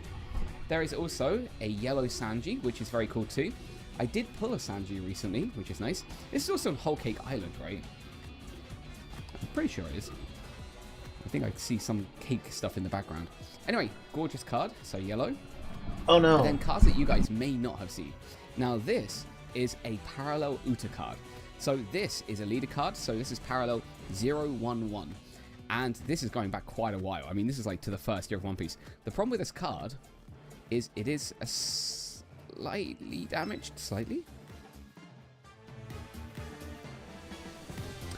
almost 0 damage. You can see a little bit down in the corner of that whitening, which is okay.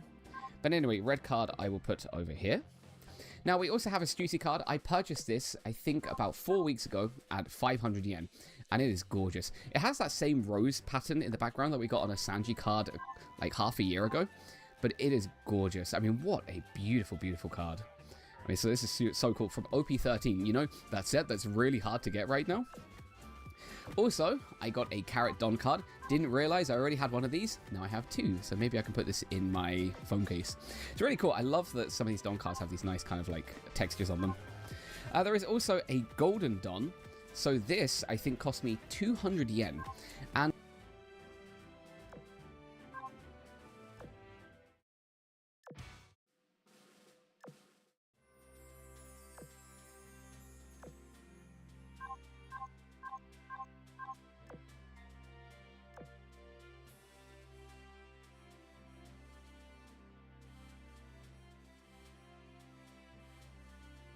Hey guys, you've seen the title, you know what is about to come up, and you know that YouTube will not be happy with it if we show it to you here on this platform. So luckily for you guys, if you go over to the Patreon, patreon.com/trashtaste, you can see everything uncensored in its full glory. So go and do that. Along with all of our reactions of everything that we're talking about. Let's get on with the episode. Hello and welcome to another episode of Trash Taste. I'm your host for today, Gance. Joining me once again are the boys. Welcome. And had to get dressed up for this one. And gentlemen. Which is going to be the topic of today's podcast. There's such a strong P. Hey. Yeah, full lips back. Look. I was dreading this one. I'm not going to lie.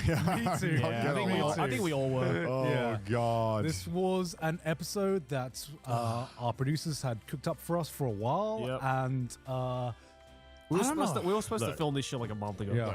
Like, we have talked about our fair share of goonery on this podcast. You know, Yes. we talk about animation, about the reading of the goonery. Yes. But there was one frontier we had yet to all of us explore. Yes. Which is the game Playing gooner goonery. games. Literal, like, you know, we've all seen them, the websites where it's like, try not to nut in 5 seconds that play this game. And we thought, all right. Let's see. How bad could it be? So we had a list of some random goon games. Some of them are certified hood classics. Some of them are just random stuff that our producers found on Steam. Yeah, I don't want to ask how they found some of these, by the way. Yeah. So we have a couple of Newground games, a couple of modern games. And we basically try to see how deep the rabbit hole would go. Now, I think when we think, you know, hentai games, gooning games, whatever, a lot of people will...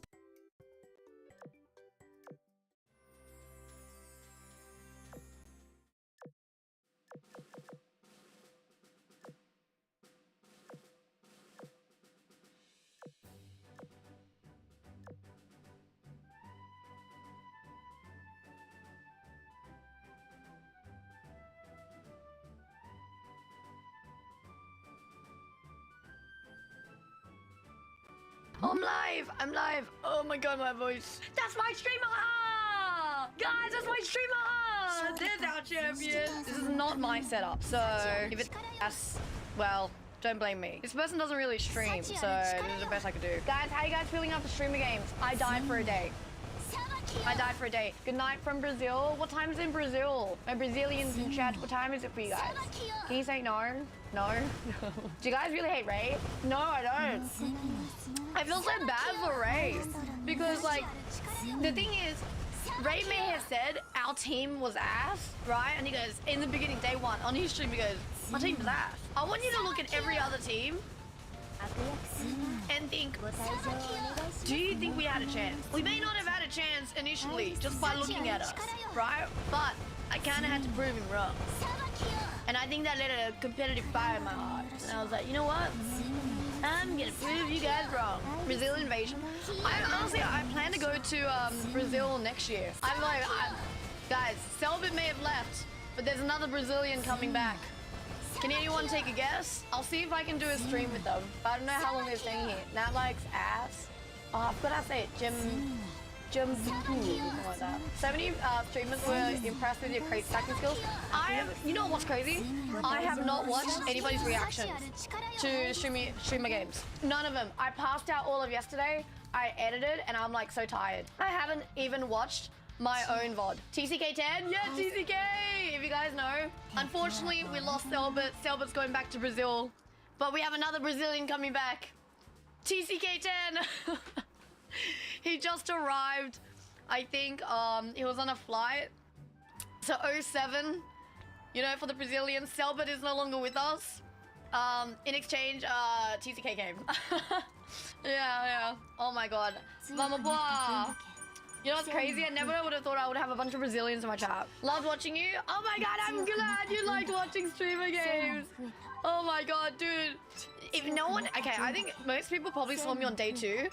Day 1, but I stayed an hour and 20 minutes after the whole event ended. Every streamer was gone, by the way. I don't know where the fuck they were. Why didn't everyone stay in the end? Last year they did. I don't know. I hope they bring back crate stacking, actually. Some people said it was too slow. if they change crate stacking, I want it to be 1 stack. Streamer Games, Champ, and Hulu Actress, Natty's now big time. I'm a piece of shit. Everyone I seen love the crate stacking. People were saying that it was so slow. You and Ray were so funny together. I thought Ray hated me. I saw so many comments go, nah, you should go collab with Ray. What about Ray? And I'm like, I can't tell if Ray was vibing with me or not. But to be fair, if anyone's from Ray's community, I heard he got doxxed.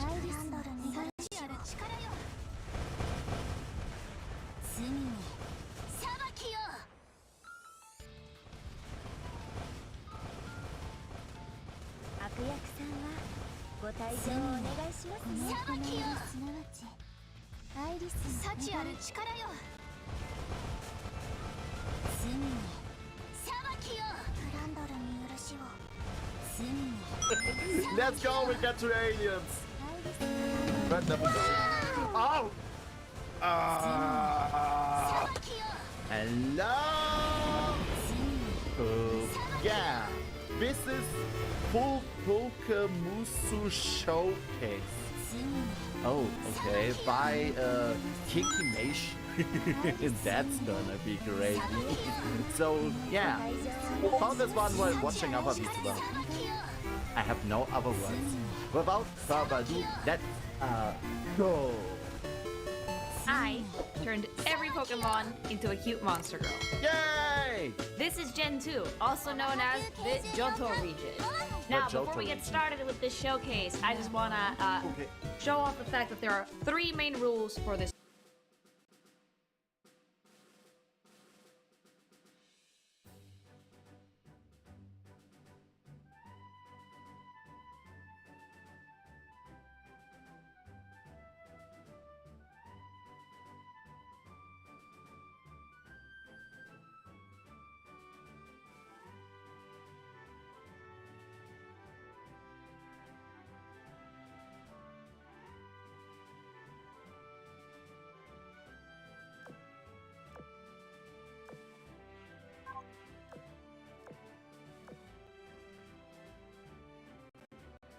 Hey guys, welcome back to another video. In this video, I'm doing part 2 of cards that I'm buying during the sort of market decline, market correction. We're actually starting to see some of the market kind of bounce back, so it feels like now's a good time to pick a lot of things up. If you haven't seen part 1, I did that about 4 days ago, so go check that video out. I had some more cards in that video, obviously, and this one doing more cards that I think are still have been going down and think are still are worth the pickup. If you guys have been liking the videos, you've been watching them, I'd appreciate if you like, comment, subscribe. Really helps out. But starting out, we have the Luffy First Anniversary Edition.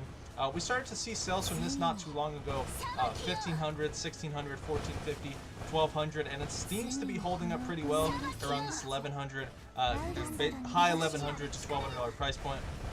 We have the lowest copy here for 1,189.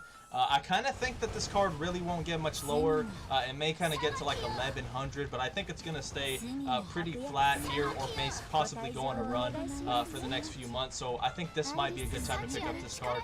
I think it could really start to do good things. Next up, we have the Gum Gum Giant. We saw sales for this. We had a sale here at 1,100, 1,250, 1048, 1048, and now it's down to around 998. I don't expect this card to get much lower either. I think 1,000 seems to be a pretty good price point. The market definitely favors this event manga as their favorite, highest price point from PRVO2. So I think if you're looking to pick this up right now, might be a pretty good time. I think with OP17, we might start to see a lot of money come back. With summer coming to an end, we might start to see a lot of money come back to the market overall. So some of these cards could go on a run. Next up, we have the Luffy BBB. This one was going for around like 1,200, 1,300, even 1,650 back here June 21st. Most recent sales are 900 and 745.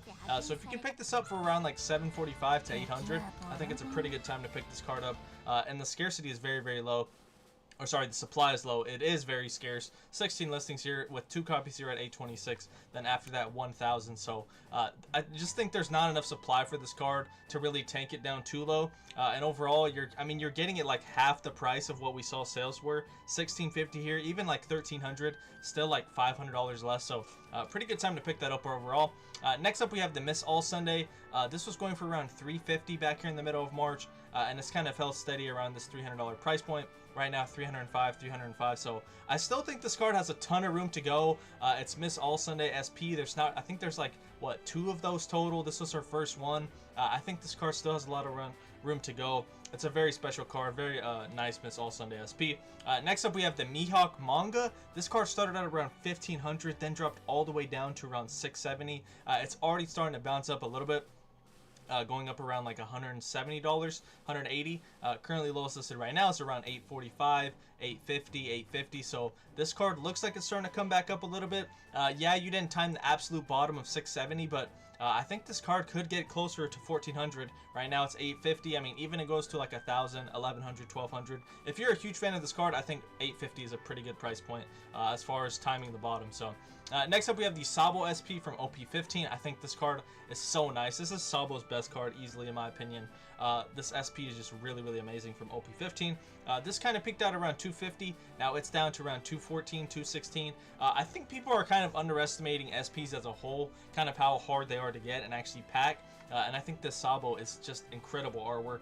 I think if you ask the community, a ton of people like this card. And then when it goes up to 300 and 400, people are going to be like, man, yeah, 200 did seem like a pretty good deal. And, you know, I mean, it's not a rush to get this. It could stay steady soon, but you never know with the market cycles. Things could go up on a run, and this card could follow with it. So next up, we have the Buggy SP, which I think is an amazing time to pick up right now. This was going for around 195 back here in middle of February, and now it's just kind of been sitting around 145. And actually, there's a listing here for 116 total. 15 sales, so not as many sales, but 100% feedback. Then after that, 145, 145. Whether you're paying 114, I mean, 114 is a really good price, I think, if you can find it for that locally, or if you pick this copy up yourself. 145 also is still, I think, a really good price. I mean, we've seen it go to 195, and it's just been steady around 145. I think the floor is kind of here, definitely in this market, and I think it still has so much room to go. This Buggy's my favorite Buggy SP. There's some other Buggy SPs, Buggy mangas. I think this one still is way better than it. That's just my opinion. I really like this Buggy card a lot, and I think it's a great time to pick it up. So next up, we have the Zoro promo card. This was going for around $201 back here like a few weeks ago. Now it's all the way down to 98, 100, 100. I mean, that's a massive discount. I mean, back here in June, the lowest it got was like $80, and we're seeing like $20 above that when it ran up to 200. High sale price of $275 too. I think $100, maybe like $80 to $100 is a great price point to pick this card up. So yeah, that one is seeing some huge corrections. Next, we have the Ace Treasure Rare. This is going for around 152. Now it's down to around 109, 110. 54 listings overall. We have Ace, Luffy, and Mr. 3 here. Really nice treasure rare, and you're getting quite a big discount, about 33%. $50 off around 110. Next up, we have the Shirahoshi SP from OP11. This one was going for around 154 back here in February, bottomed out at around 92. Now it's up a little bit to around 105. So again, not every card you don't always have to time the bottom. If you see it, you know, kind of flatline like this Shirahoshi did, I mean, it got to around like 93. It was like from 90 to 100 for the past few months, and now it's up to around 105. If you really like this card, I think it's a really good time to pick it up. I mean, you're paying $15 under the market low in the past 6 months, so overall I think that's pretty good. Next up, we have the Luffy parallel from OP13. This was going for around, I think, like 160 bucks. Let's see if we pull out the 1 year. Yeah, 163 back here in the middle of June. The lowest it got was around $71. Now it's sitting around, lowest listed right now is 86, and after that 98. So we've kind of seen this stay around $73 since the middle of March. Could see this start to get back up to around 160 if people start paying attention to it, so you never know. Next up, we have the Zehahaha from OP16. This one just came out, going for around $86 right now. Started out at like 172. Now it's down to around 85. I don't really see how much lower this card can go. I think if we start to see a flat line, maybe that's a good time to pick it up. But I mean, I think at lowest could probably go is like 60 bucks, maybe 70. So for around $86, I think it's still a pretty good pickup, pretty solid, and it's very nice event manga there. So next up, we have the Kuma SP, another one from OP16. This is going for around 140, and now it seems to steady out around 88 right now. We'll kind of see where this goes in the next few months, but I think it's a really nice SP. We have the Sanji 2nd anniversary promo. This is going for around 126. Now it's sitting around $75. So pretty cool card there.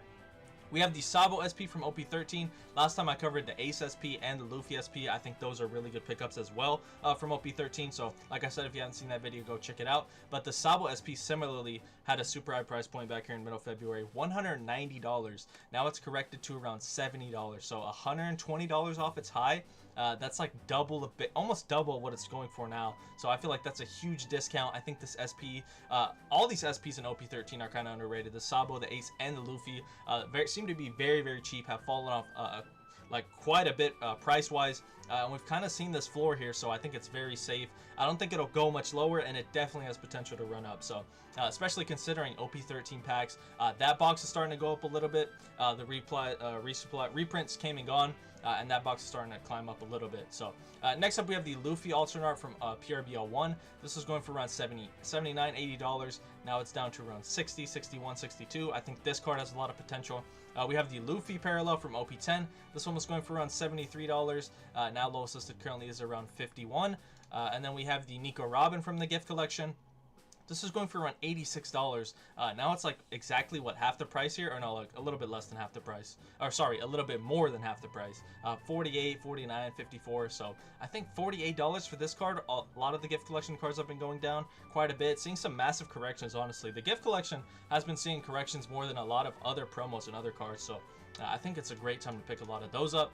We have the Luffy alternate art from OP11. This is going for around $51. Now it's down to around $38. We have another Luffy alternate art from OP15. This card ran up to around $60. Now it's down to around $34. If we take a look at the 6 month too, since it's been released, the lowest it got is like $28. Now we're seeing $6 above like that 6 month low, a little bit less than 6 months because it hasn't been out that long. Like 3 to 4 months, you're paying $6 above that. It seems like a pretty good pickup. And there's no other card really like this. We have the Luffy from OP04 alternate art. This one got to around $43. Now it's down to around $32.50. We have the Nico Robin parallel from OP09. This one got to around $35. Still kind of been sitting. Actually, I got a little higher. Got to around $55 back here in February. Just been sitting around that $30 price point since really like the beginning of April. Lowest it got was like $28. Now it's at $35, so $7 above its 6 month low. Really nice Nico Robin card, and the only one really in of her in this form right now. So something unique about that one. We have the Boa Hancock from the Best Selection Volume 2. This is going for around $45. Now it's down to around 47 listings. I think this card is just massively underrated. Really like that Boa. Another card I think is super underrated is this Vivi from OP14. One of my favorite Vivi cards. Was going for around 46. Bottom, the lowest it got was like 27. Now it's up like $6 at 33. I think it's a pretty good time to pick that up. The Anel leader card, I think this one is massively underrated too. This was going for around $79, and it's just been steady around 30. And actually, it's actually been going down. It was like around 35 to 38. Now we're seeing it like 30, 30, 30, 49. So $30 to $31. I think this card is incredible. Really like that artwork a lot. So for $30, this is just a steal of a card for me. Like, I'm so glad there's so many cards like this in One Piece, because you can pick this up for your collection.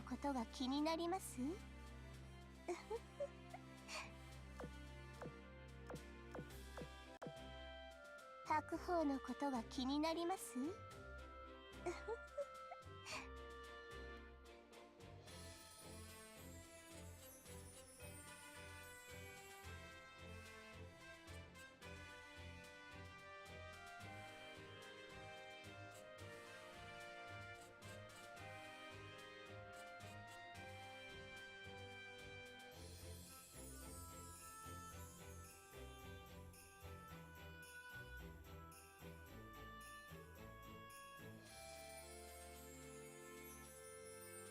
これにておしまいですわ。励んだご褒美として新しい炊き物を炊いて差し上げますわ。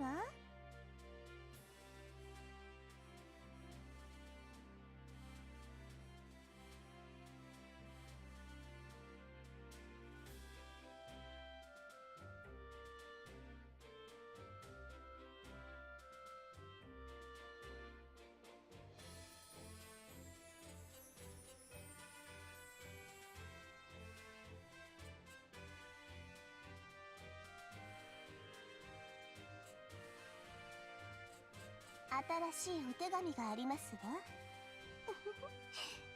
香りをつけておきました。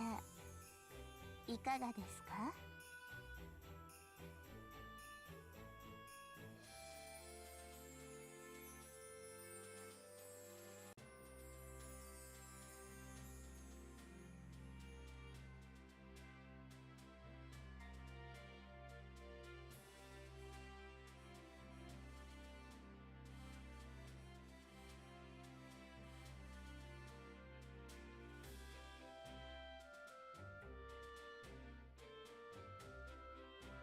これにておしまいですわ。励んだご褒美として新しい炊き物を炊いて差し上げますわ。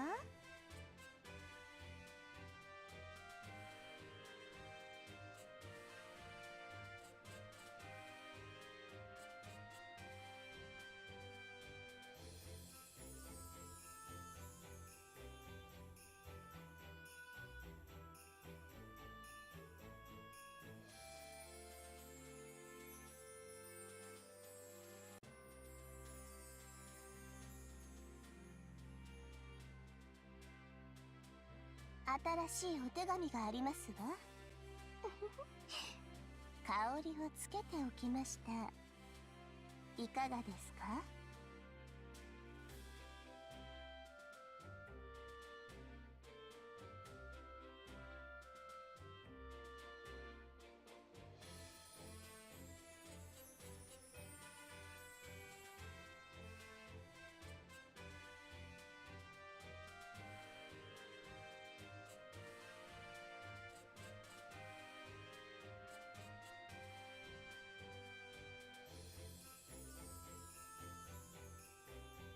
これにておしまいですわ。励んだご褒美として新しい炊き物を炊いて差し上げますわ。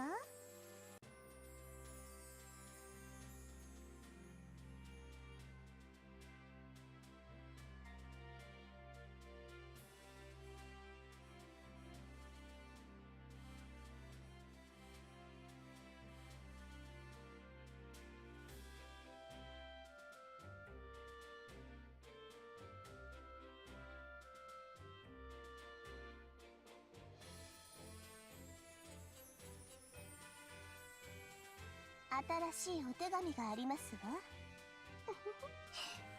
香りをつけておきました。いかがですか？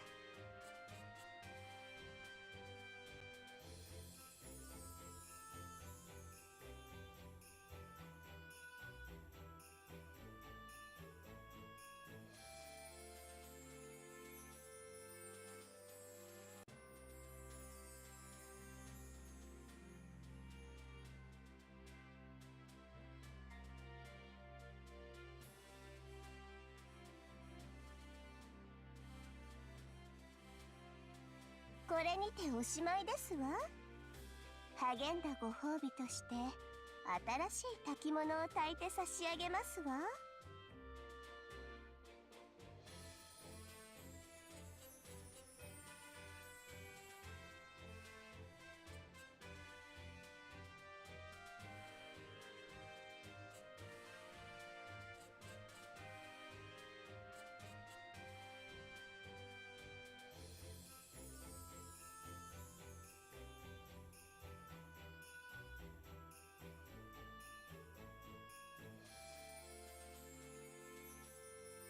新しいお手紙がありますわ。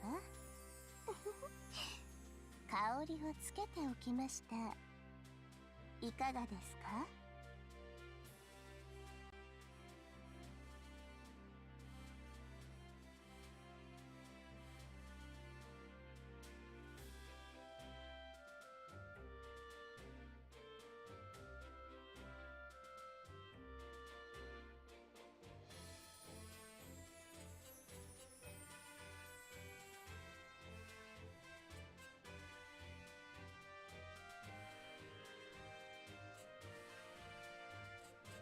これにておしまいですわ。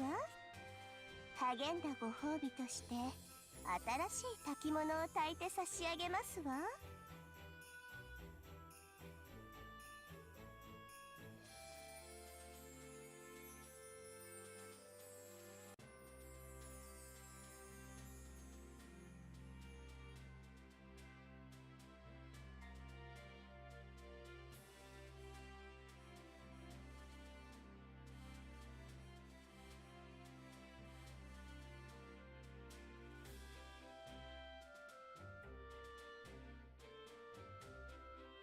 新しいお手紙がありますわ。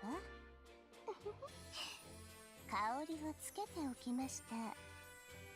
いかがですか？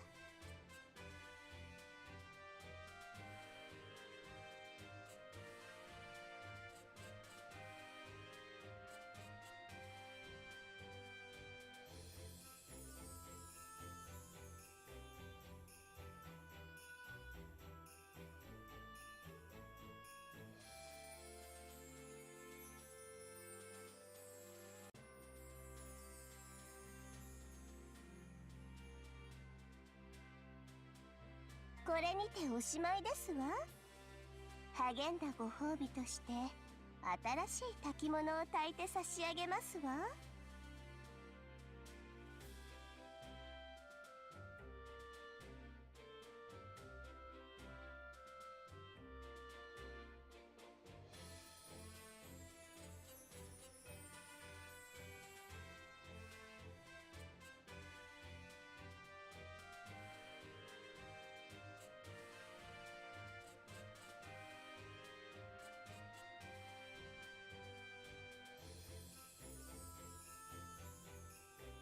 新しいお手紙がありますわ。香りをつけておきました。いかがですか？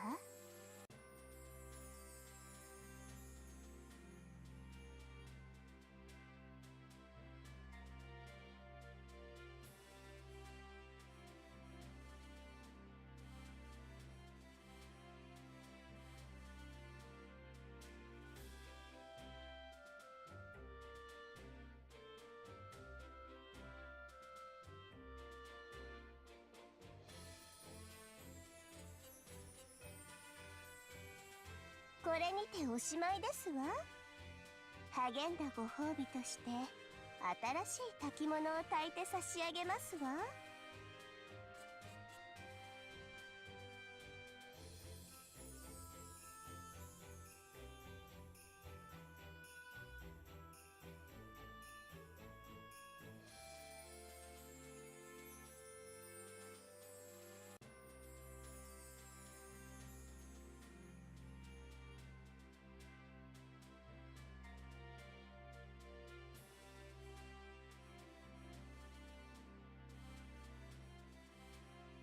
新しいお手紙がありますわ。香りをつけておきました。いかがですか？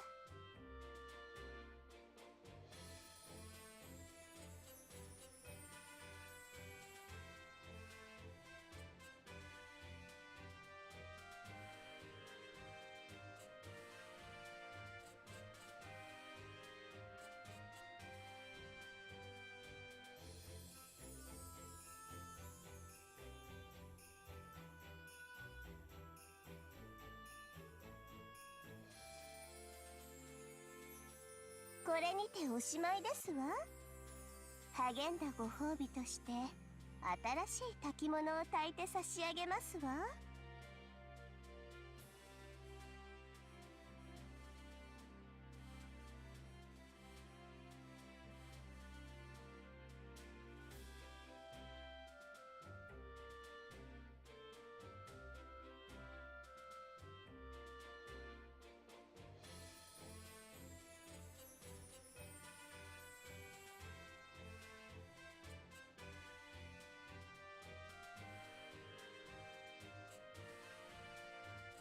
新しいお手紙がありますわ。香りをつけておきました。いかがですか？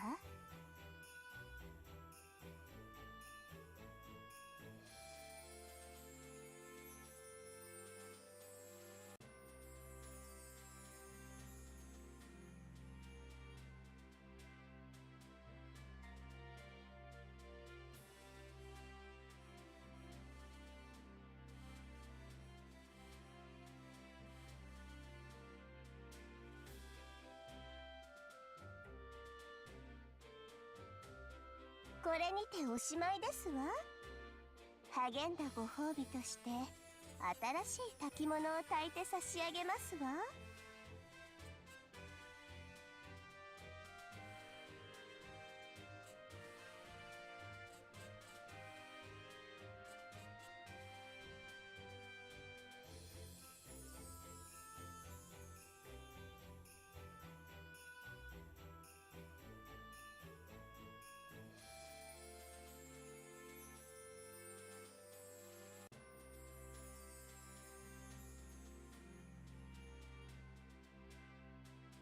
新しいお手紙がありますわ。香りをつけておきました。いかがですか？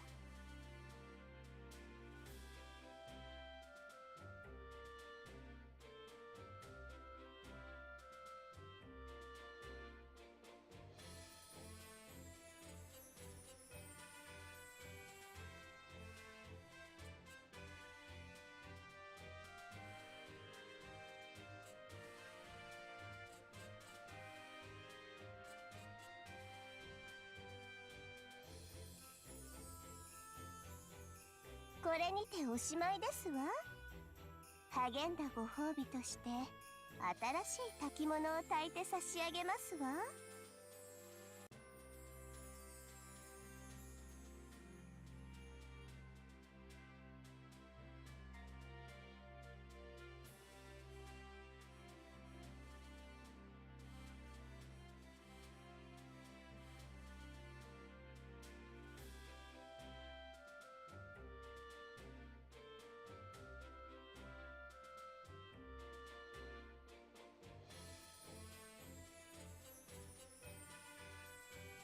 新しいお手紙がありますわ。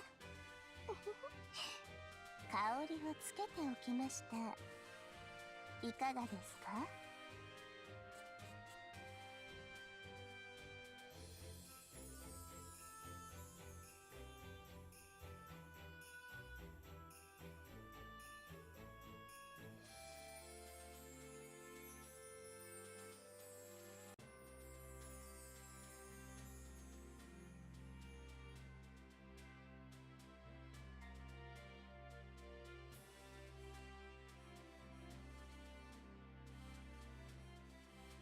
これにておしまいですわ。